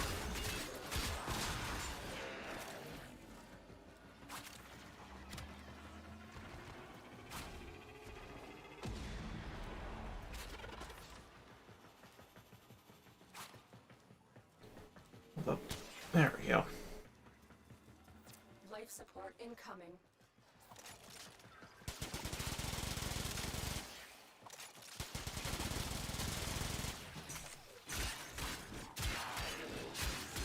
Yeah, so one of the things I do have to make a Plat soon because I'm at like 248 and my month-long booster is about to run out. And I intend to refresh it at some point. So, you know, good idea to get some more Plat. Delivered another life support capsule. Okay, what the heck's up with the... In other words, I'm getting that message which tells me the siphon's nearby. But I move into the tile and the siphon's not here.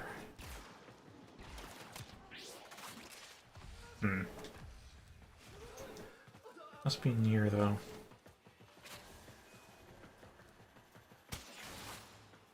Alright, so that 400 Plat I told you guys I made, I spent a What is that thing? good chunk of that on Prime stuff. I think I got the Odonata Prime parts that I was missing, as well as Target Cracker Prime, which increases the crit damage for from the pistols here. But I have formed these things like 5 times. I've got a Riven. These things are really, really powered up. Resonance frequency has changed. I have like 4 prime. Oh my god, there's 4 prime mods in here in a Riven. It's like Hornet Strike for. No time to ask questions. Oh, okay, I missed that. Yeah, there's like Hornet Strike for base damage, which is like the lowest rarity mod in there. There's like Barrel Diffusion for multi-shot, Lethal Torrent for more multi-shot and fire rate.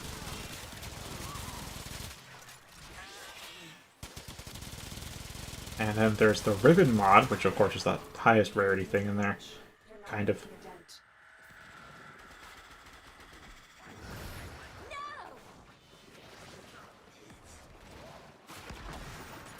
Oh, cool.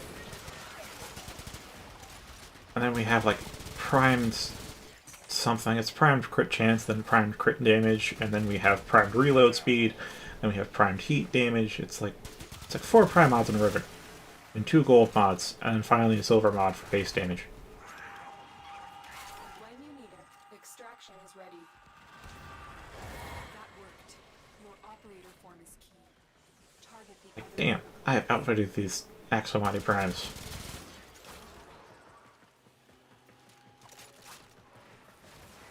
Most wise founder, protect your avaricious servant.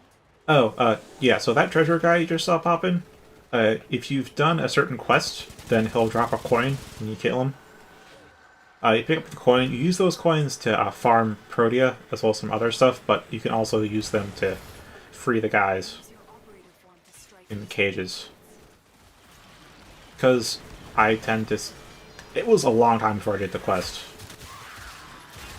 that allows him to drop the coins, so I don't have many of the low-level coins. I have like a shit ton of the highest tier, so I just use those.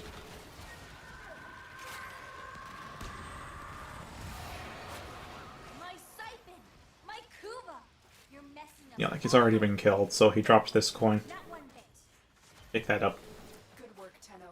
We need to do everything we can to stop the Queens from gathering any more Kuba. And you can use those either to free the Solaris guys, or there's these... Okay, almost hit a shockwave.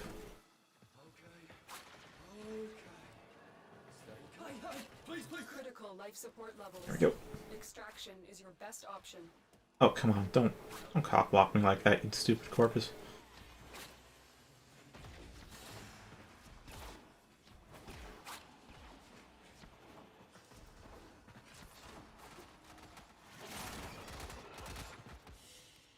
Alright.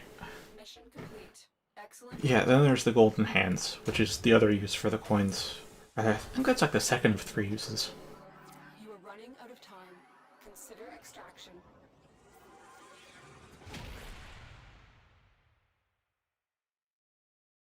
I'm guessing he got... Yeah, I'm guessing his Smita activated twice.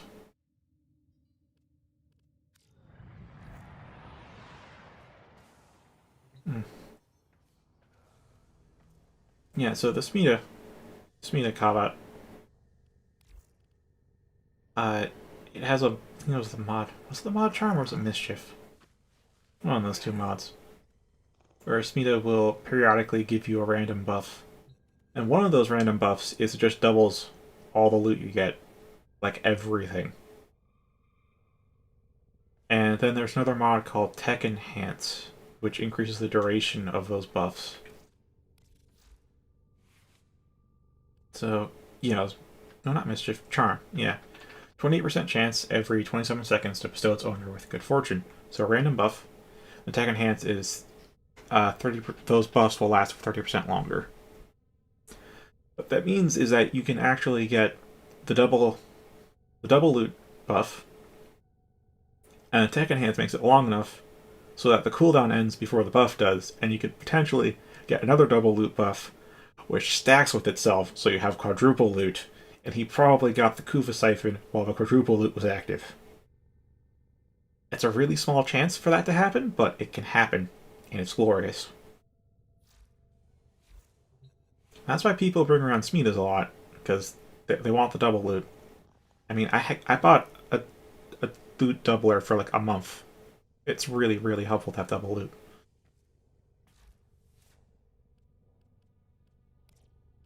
Of course, it's a bit expensive, so, you know. Ordis is Angry? I may require maintenance after all. I understand if you have to sell mods. Maybe Ordis will meet a similar fate someday. The other ones you're going to see a lot in terms of pets is Helios, because he scans stuff for you with your codex scanner. You don't have to bother with that anymore. And also Deconstructor Prime takes melee mods so you can put in the Gladiator set for more crit damage, or more crit chance specifically. And then there is... Oh, I have Helios on here.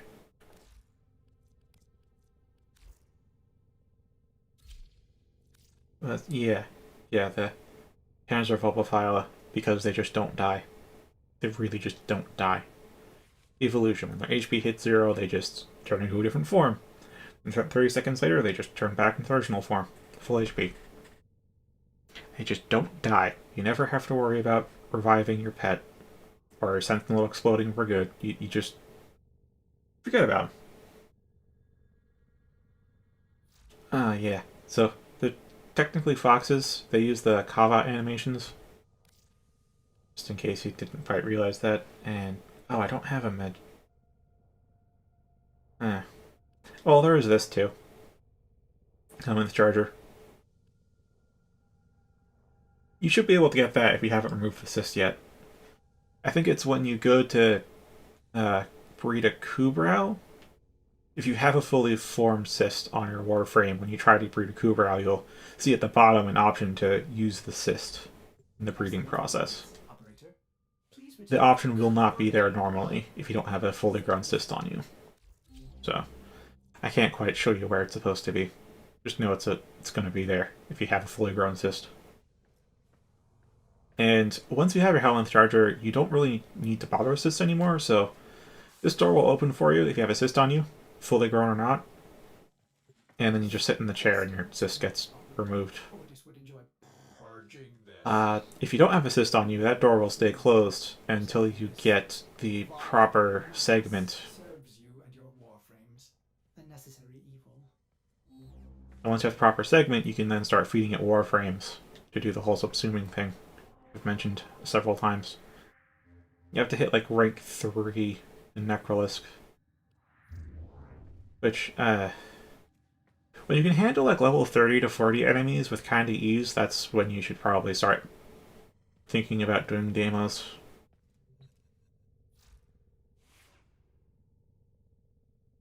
That takes 1 week. In fact, yours looked fully grown. Like, when you showed me the screenshot, that looked like a fully grown cyst. If you have the Mars Junction unlocked, I think that gives you all you need for breeding a pet. Because there's 2 things you need to do. There was the Forest Prize. Yeah, Howl the Kubrau is the quest you need to do to get the incubator segment. And then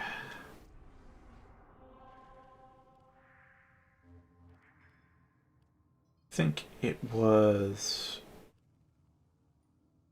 it's gonna have to cycle through it. Yeah.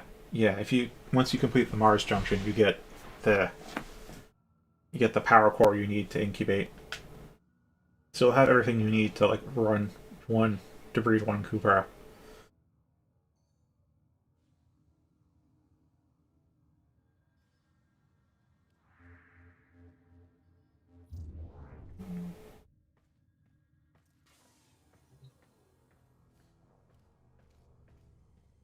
And just as a, I guess, a general rule is you should do the quests as they pop up, because as I mentioned, like, Howl the Kubrau, you can't make pets without completing that. Deadlock Protocol, that's the one that allows the treasurer to drop the coins. Otherwise, he's just a tough enemy with a funny voice. He doesn't really attack you, he just kind of runs from you, but he has, like, incredibly durable shield. And he drops mines that slow you. It's annoying and tough in the hard to kill sense. But yeah, I just recommend doing quests as soon as you can. Because sometimes they're tied to regular gameplay loops that you just don't have access to without completing them first. As I said, like, I'd probably have a lot more of the lower tier coins if I didn't wait until I was practically done with the star chart to do this quest.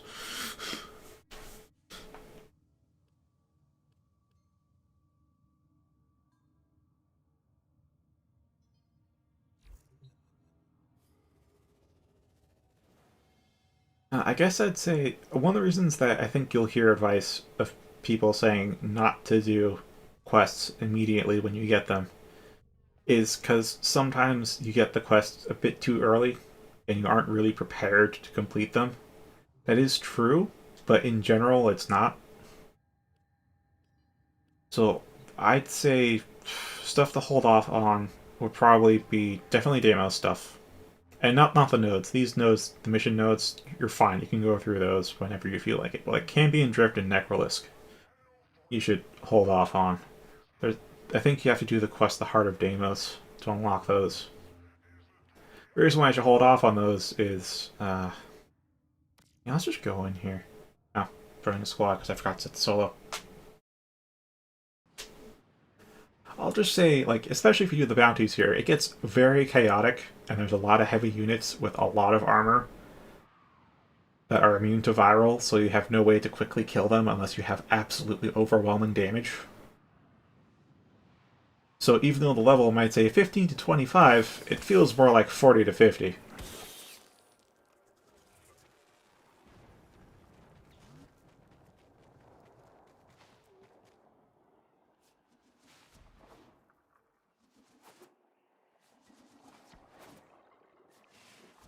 Alright, let's see if I can find some of the heavy units.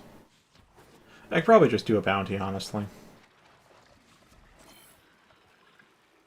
These are fish, by the way. They fly here. I think I've mentioned that you can walk on the water on Deimos, because it's not really water. They call it exocrine.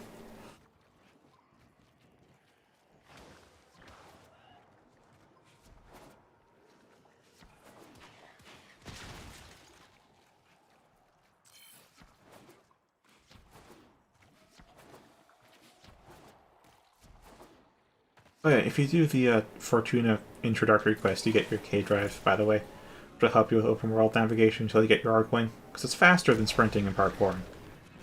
A bit more stylish, too.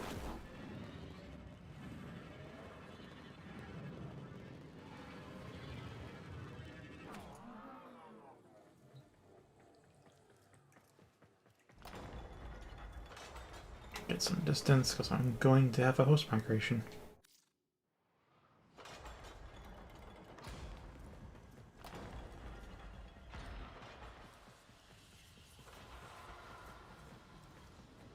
Yeah, the fish aren't actually scared of you either.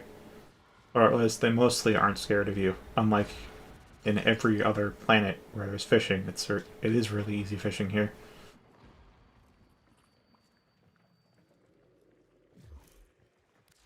Okay, I'm gonna switch to like Camion Drift thing. Camion Drift loadout.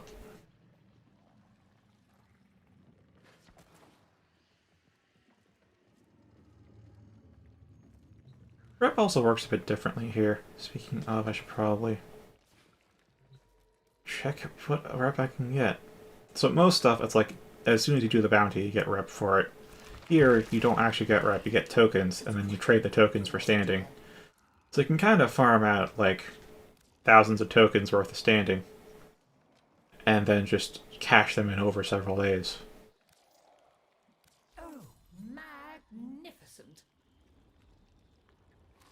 Let's you and I have a chinwag. As you wish. Goodbye, dear. I'll see what else I can unearth for you.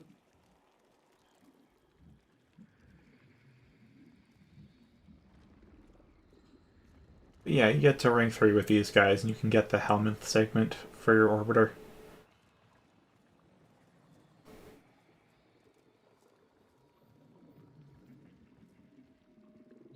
Main way you'll get it is with mother tokens, because you get mother tokens from doing bounties. If you have the interest. Which one? Dragon scope, Meteorite, hydraulic systems. Oh yeah, I should do this one for the Zaku, because I'm missing Zaku chassis actually. This moon requires a curious mind and a firm hand. Unsurprisingly, you are not our only guest. A stranded Corpus agent, Latrox Oon, has run into difficulties amid the Grey Strain. Latrox is useful at times. Kindly see if you can help him at all. Alright, this loadout's a bit specialized for this, but hopefully you'll get an idea of how crazy things get out here, and why I say you should probably not do it at the recommended level, but wait a bit longer. Not a lot longer, not like end of the star chart longer, but like when you can handle, let's say, like level 30 enemies, you should be maybe alright. You can give it a try then.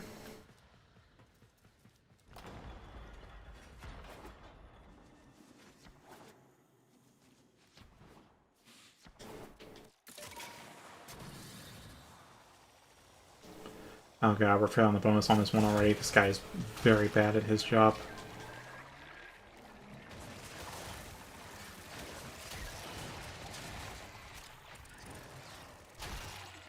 Yeah, this used to be Gauss. I used to use Gauss for this, but then I had to use that config slot for other things. Oh, it's that one.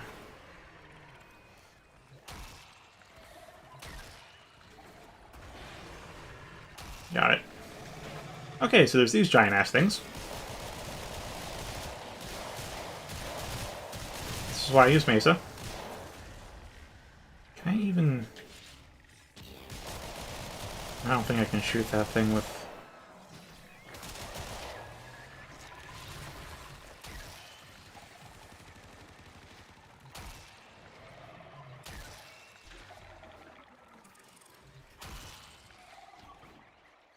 Infested here are gnarly.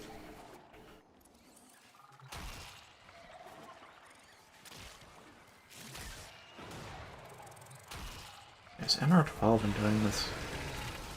Hi. Oh, that's not that one with flowers.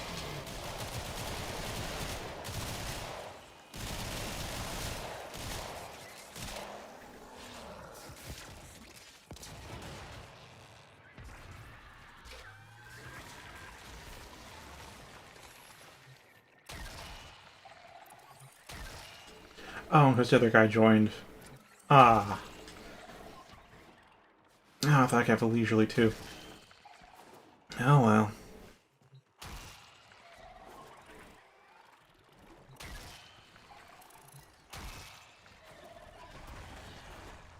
Oh, I could get to that one.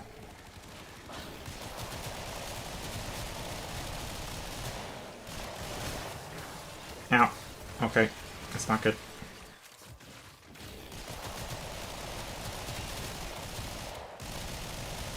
I feel like 10 to that thing.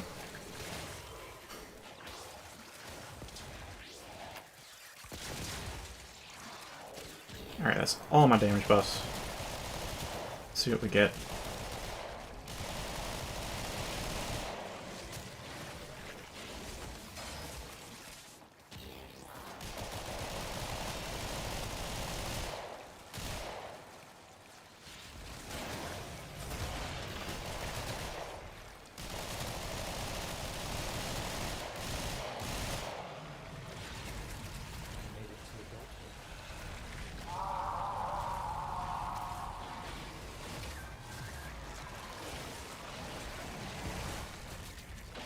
Okay, a bit of lag to this host.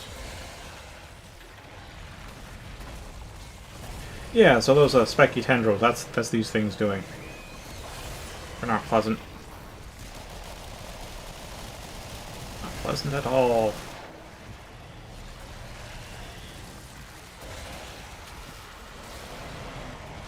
Oh, missed that. Whatever.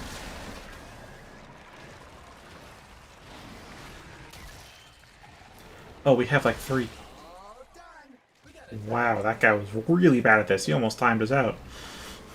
Jeez. Your signal is getting stronger, so you're getting closer to my position. Please. It's even getting downed, right? The fact that I'm also taking a lot of damage. I think you maybe stumbled on some sort of nest. There's a lot more. Alright, let's pop some melee on.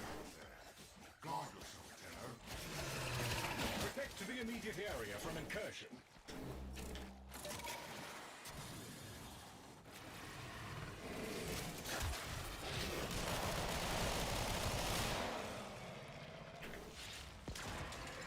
Oh boy, I think you made them mad. There's a bunch more coming. Yeah, that makes sense. That we made them mad. It's kind of what we do.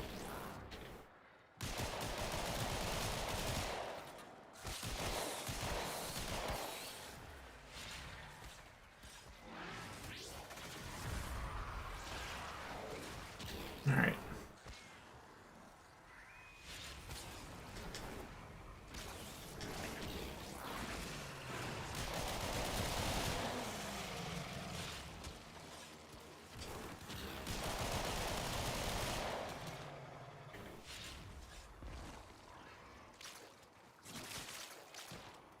I mean, the easiest way to deal with all these bounties is just...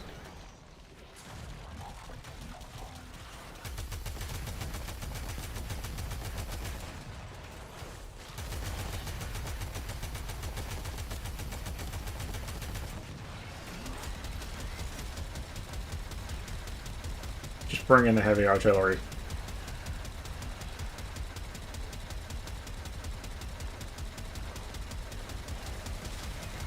You go, Chip. You're halfway through them.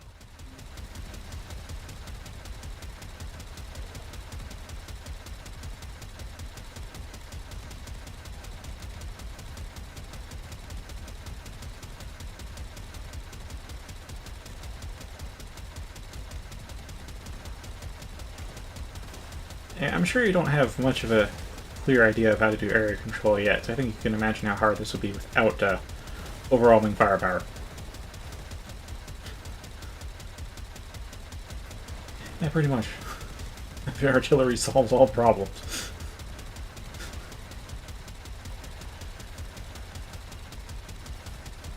Marital issues? Heavy artillery. Familial problems? Heavy artillery. Hungry? Heavy artillery.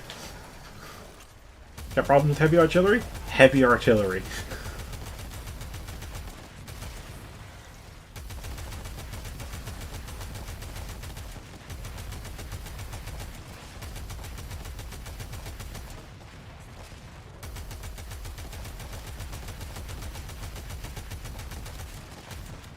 So yeah, so this thing, you have to shoot out the shoulders first. Otherwise you deal next to fucking jack shit damage to it.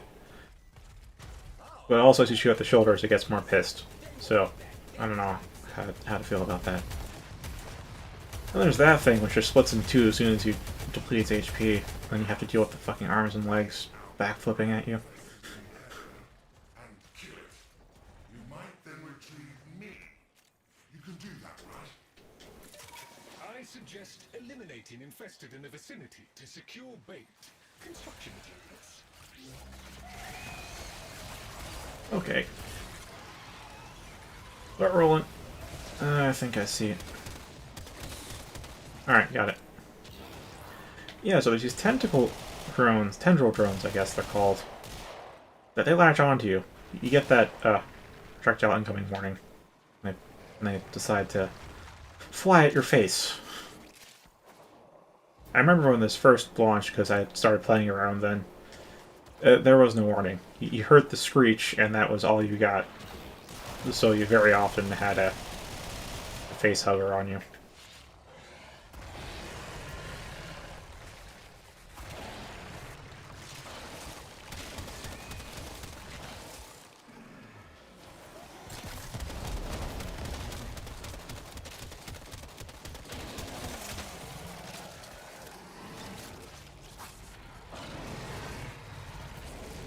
Yeah, like a 12. I think that's like a 26, another 12.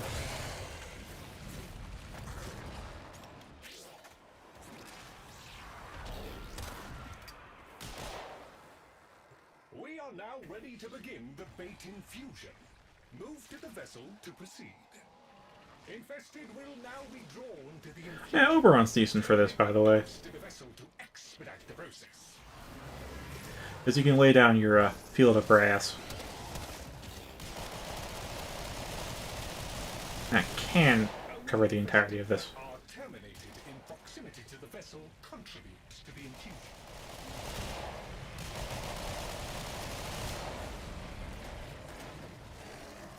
If the infested are eliminated too far from the vessel, this will not work. I'm aware, but these fucking big-ass tendril spiky guys, they don't come into the... They don't come in here.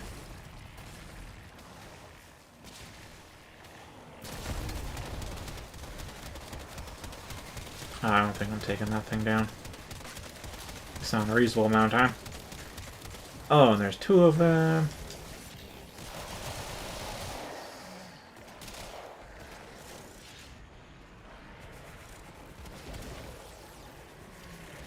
Ah, now I'm down.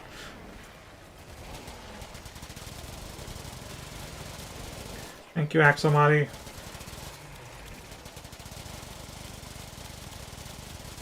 Okay, it's actually doing some decent DPS to those things. Holy crap.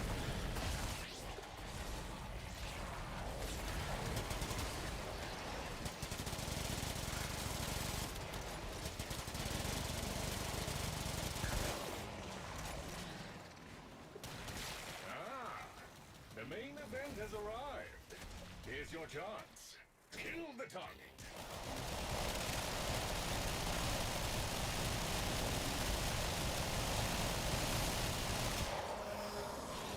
Okay. Flawless victory. Well, effective anyway. The target is no more. You exterminated both the alpha specimen and its mother? Most impressive. And unlikely. But impressive. Is the next step, by any chance, saving me?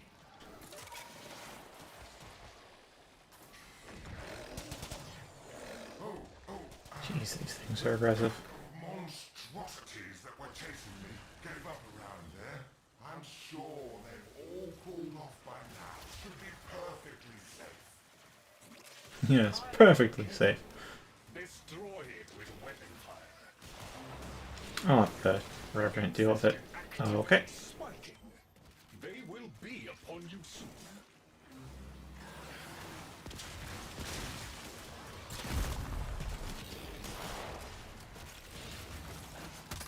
Area cleared. We should locate another hive.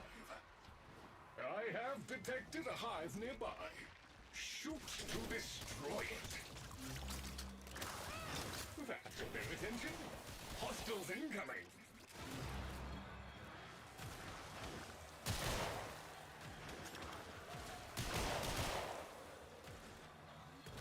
Yeah, this is pretty All hostiles down. pretty good for bounties. But it's mostly a lot of, I think you've seen a bit in the plains. Detected a hive. Maybe if you've been on the Orb Vallis, you also know how that looks like. It's a lot of open sight lines. And Nessus 4 is just anything inside that little rainbow circle, as long as you're holding down the trigger. Just, yeah, blast it. Task performed with creditable expedience. Additional reward authorized. Well, if I'd had you around, I never would have gotten into this mess. Keep That's true. moving, Tenno. I think you're close.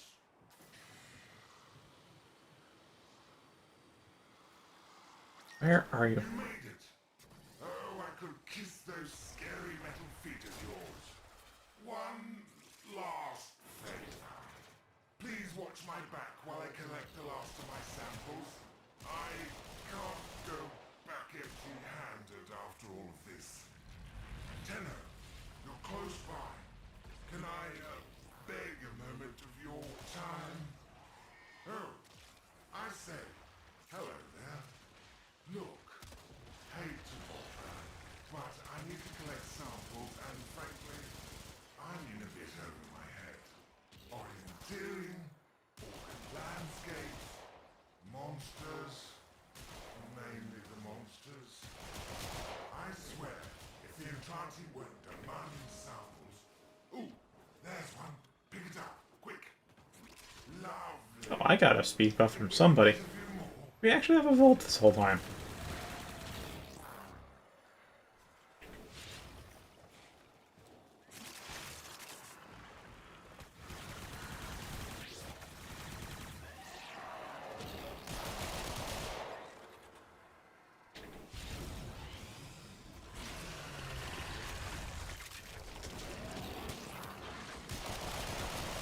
Surprisingly, the open world areas have the community divided. For some people that hate them, others that like them.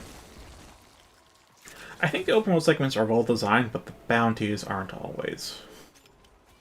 The bounties get a bit frustrating, because the bounty is mostly what you do in these as far as the grind goes. I see where the frustration comes from. Especially in Cetus, because the Cetus bounties are like the first ones, and they can be poorly coded. Like, you can fail those through no fault of your own. Which I'm sure I've complained about before. Oh, hi there. That's a lot of guys.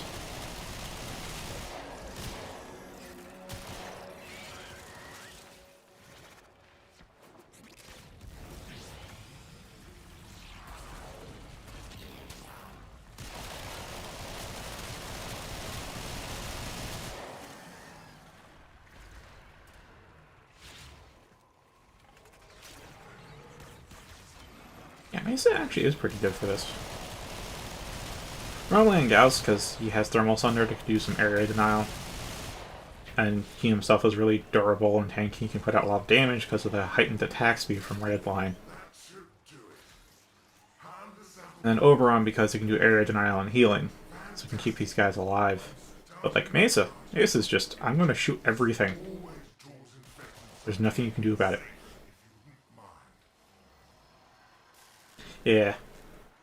Like, especially, you know, like the whole can defend the area type stuff? Like, hey, here's, seize the camp and then defend it from incoming Grenier. The thing is that you lose control every second, and you gain control by killing Grenier within the camp's boundaries. Congratulations. The thing is, that camp starts off. Oh, hello there, Colossus. His uses. The sample data he just sent, for example, is And the camp starts off with no Grenier in it because you have to kill them all to start the bounty, and then the game has to like spawn in Grenier for you to kill. Otherwise, you fail the bounty. Here's the thing, though: it doesn't always spawn in the Grenier.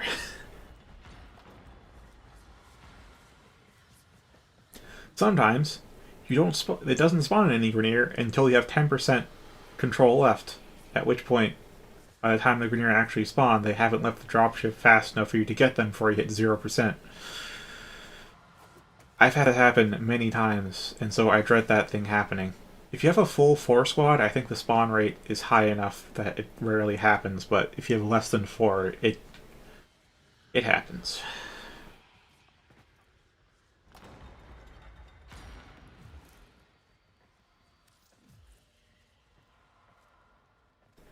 Now, what vexes me is the fact that they have the same kind of bounty here on Deimos, and it's better coded, and yet they haven't updated how Cetus's bounty works to reflect that. Like, the one here on Deimos, you have, like, defend the area from infested, and the percentage doesn't move at all unless there's infested in the area. So if the game decides, oops, I'm not going to spawn anything, the percentage doesn't budge either. So you can't really fail that unless you, like, actively don't kill the infested fast enough. there is so much to be done here on Deimos.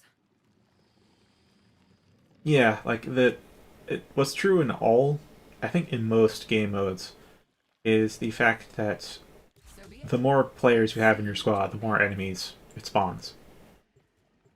The exceptions is they give you the max spawn rate regardless of squad size. They don't give you min, no matter what in any of them. Locating and securing one of these places will help the reclamation. Lloyd can give you the details. Oh, it's 2210. I'll finish the bounty anyways. Yeah, I know I kind of make it look easy, but I had a lot of trouble with these when I first came out here. All I can say is mod for corrosive and heat and blast, any of those 3 elements, and probably in that order.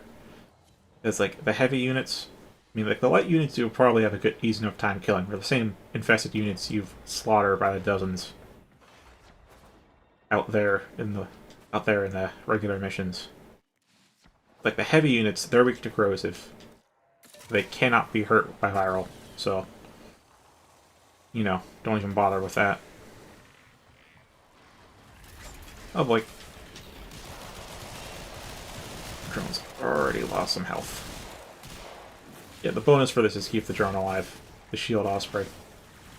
And of course you fail the bounty entirely if the guy dies too. So, you know. That's happened.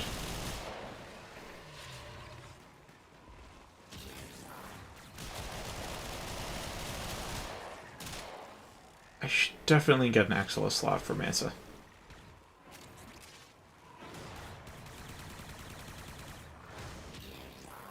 Oh, I don't have line of sight on him.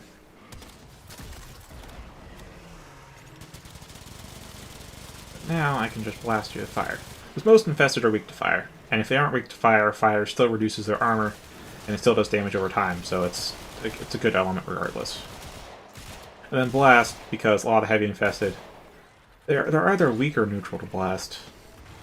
Because a lot of heavy infested units are weak to blast, but then they have armor, and armor is resistant to blast, so the two combine together to give them neutral.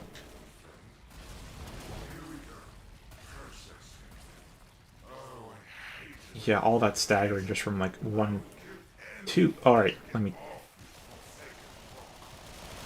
just kill these fuckers real quick.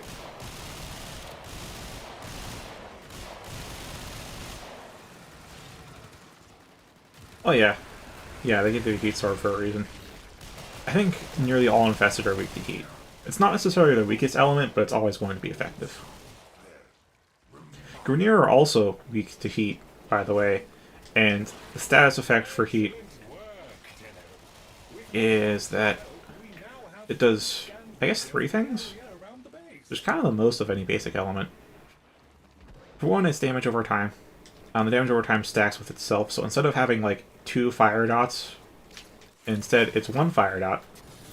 And if you proc another fire dot on it, it just increases the damage of that 1 fire dot even more while resetting the timer. Which is why fire can tick for really strong amounts. If you get a lot of fire ticks on them.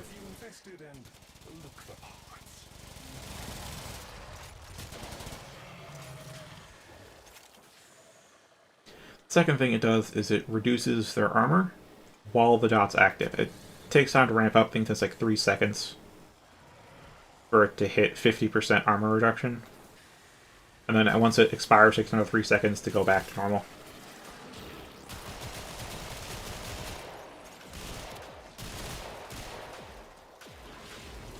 So that's really good, because if you don't have corrosive, or you can't fit corrosive, then fires and heat's a really good backup element to reduce armor. Of course, the heavy infested units, they have plenty of armor, so that's why heat's still useful, even if they aren't weak to it. And the third thing is that most units, not every unit though, most units will do a little panicking, "Ah, I'm on fire!" kind of animation that basically acts as a stun when they first get set on fire. So that helps as well.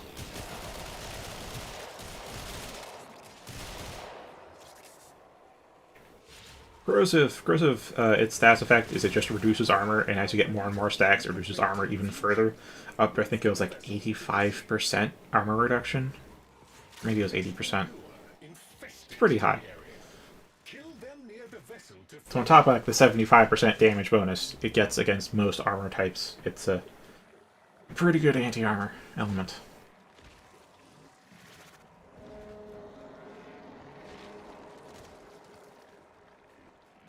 Hi there, Infested. Glad there's no time limit.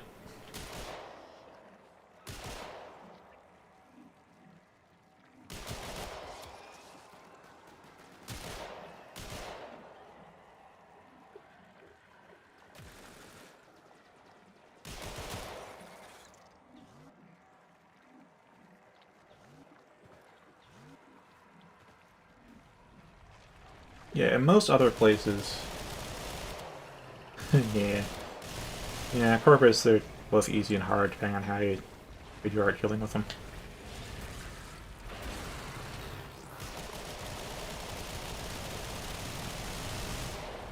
That's no good. You gotta bop the infested near the jug, or we'll get nowhere.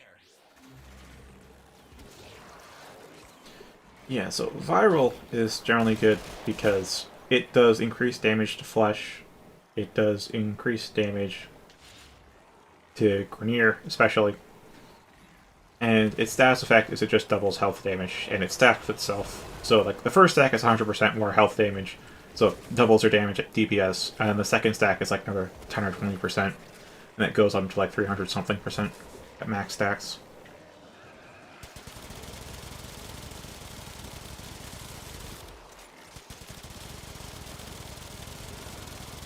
Yeah, I have like over 100 fire stacks on that thing now.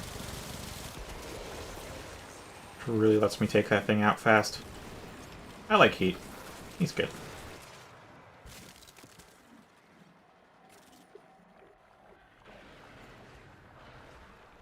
Yeah, Corpus, they're mostly shields. Toxin, basic element. That thing, that bypasses shields. Like, Toxin damage ignores shields. It does not even touch them, it just goes straight to health. It's also damage over time for what it does.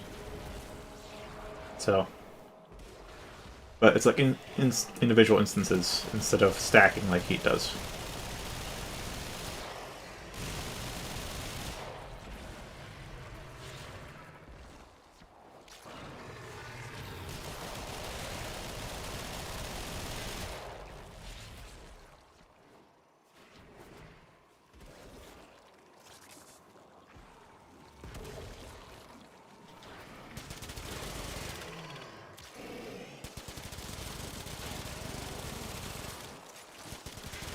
So Toxin is great for dealing with Corpus, since you don't have to bother with the shields at all.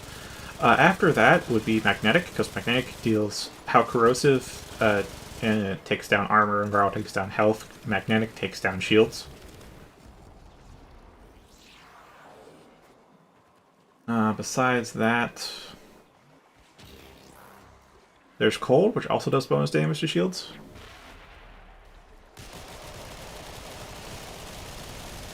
If the infested are eliminated too far from the vessel, this will not work. So yeah, this is what I'm talking about with like how they just don't really spawn in for a while. And in the Cetus bounties, that's like critical failure, because you always have some kind of time limit or something. Or if they don't spawn, you're just boned. In Deimos, though, they've actually taken that into account. So you just have to wait a while for them to come, for the game to find inside. Oh right, we're supposed to spawn things.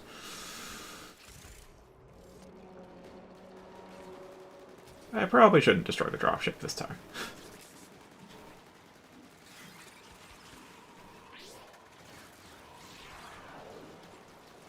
Yeah, although I will say how corpus are annoying though is that they're the most accurate and most damaging ranged weapons of all the factions.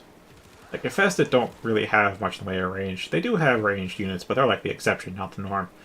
Renair have range, but they're like old, archaic stuff. It's relatively inaccurate. Doesn't do that much damage. Unless you like let them spool up a minigun at you, that could hurt a lot, or if they use explosives. But their standard bullets generally don't do all that much.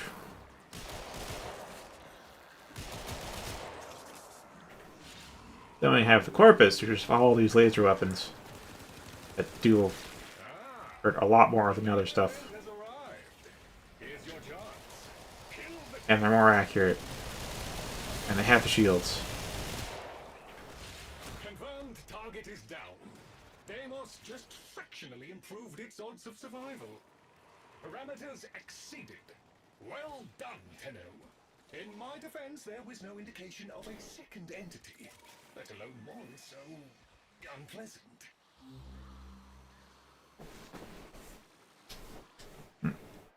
Oh, hey! There's a cache nearby.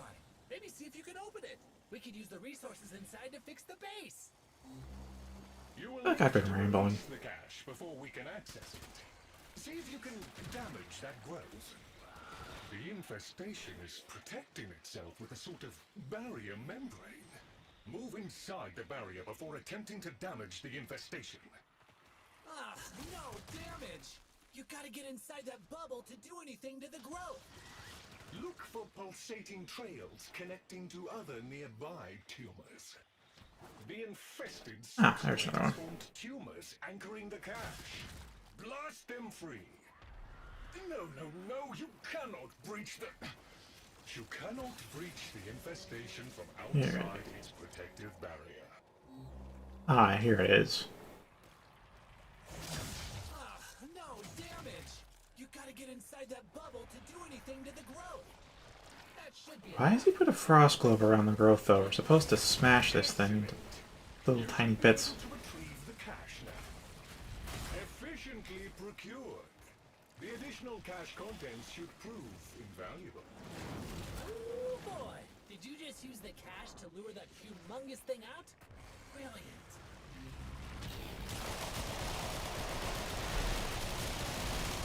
It will be necessary to clear the area of hostile infested before any positive inroads can be made to reclaim the base.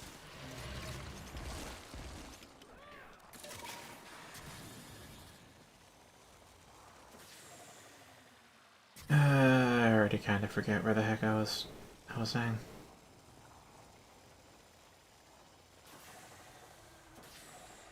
Oh yeah, shield gating. I didn't really mention that. Didn't bring it up. So how shield gating... It's a mechanic that you have to. I think everything that has shields has it. Oh! It's just damage doesn't overflow. Hive! Nuke it! That got their attention. Hostiles incoming. So, say, you take 100 damage and your shield absorbs the full 100. It's fine. All hostiles However, say you have like 80 shield left and you take 100 damage. Oh, look. Your shield takes 80 damage, and that's it. You don't take your health doesn't take 20 damage. Just your shield eats the entire hit, even though it doesn't have enough points left.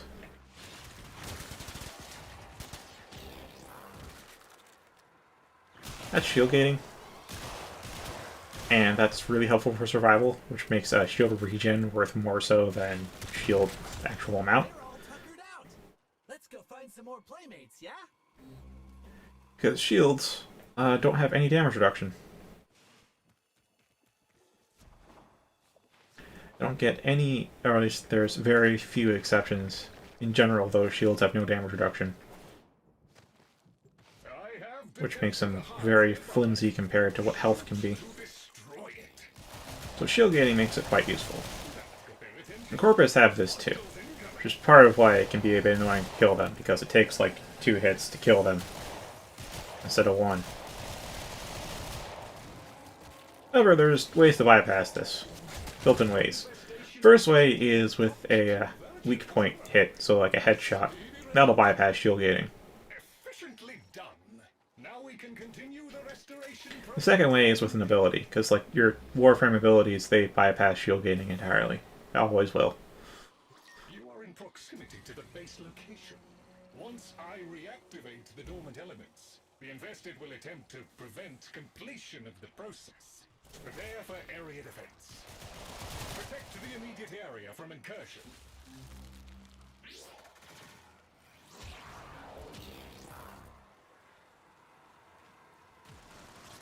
Okay. Oh, I haven't found all the hostiles yet. The infested appear to see this as a territorial dispute. They are not backing down. Yes, this is control the area, and I think as you'll see, the percentage is not going down constantly until the infested are inside the area.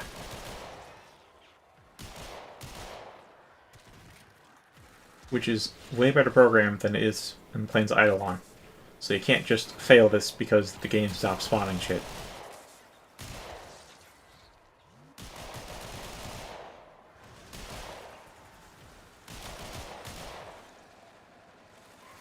And when the timer runs out, well, actually it's the same as it is on Plains.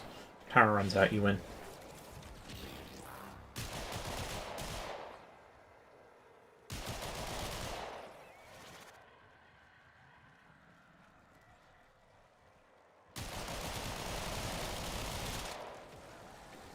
I don't know if you've yet learned how to make advanced elements. There's like, I call them basic and advanced, but really it's just the combination elements. The fact that there's like the 4 basic ones, and I think there's like 6 combination elements, or 10 total. You go, Chip. You're halfway through 'em.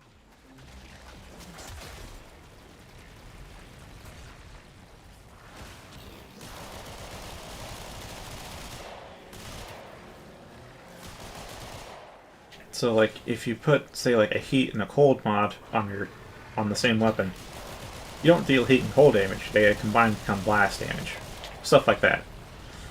That's how you get things like corrosive and viral and magnetic.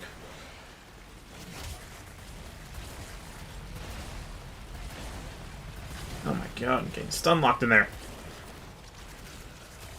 There's like fucking 4 of them. Jesus Christ, no. That's 1 down. It's 2 down. It's 3 down. It's 4 down.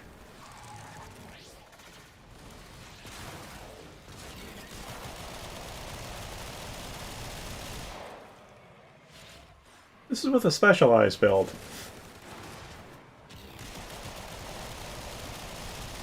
All clear. Lloyd tells me there are strong connections across Ah, another Colossus. The reclamation is a success. Maybe I can sell that. Oh, man, you made that look easy. They won't be back anytime soon.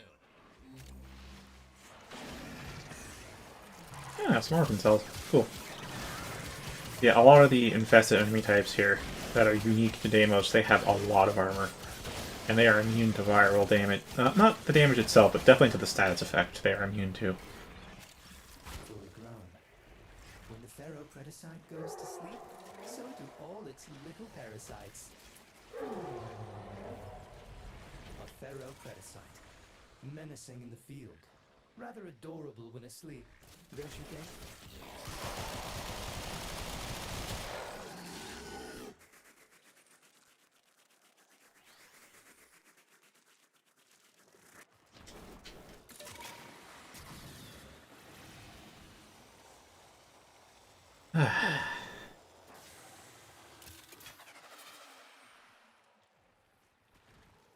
Okay, that should be it for the night.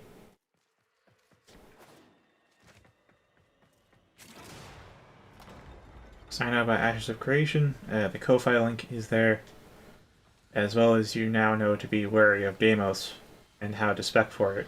And hopefully you learn some ways to be a better spec for the other stuff too.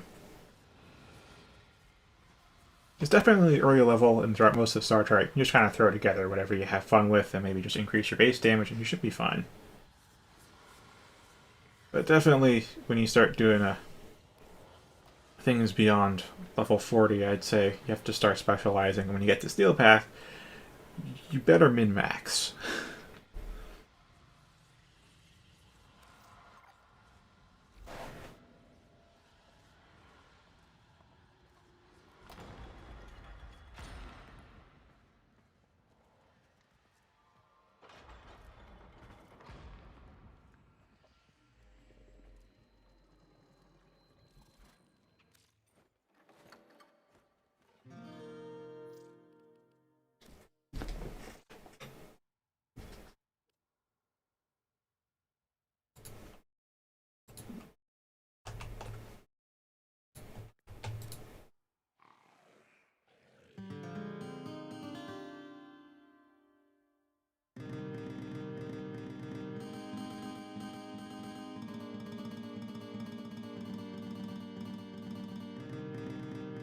Hi, you've come in literally at the very end.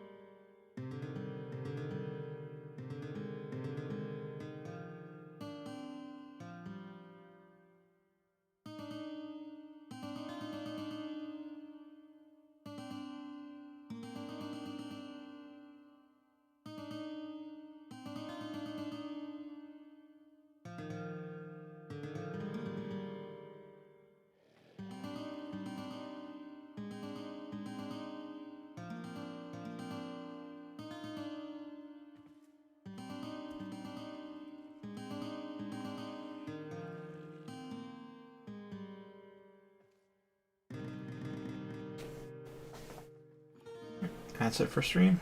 Thank you for watching, and have a good night.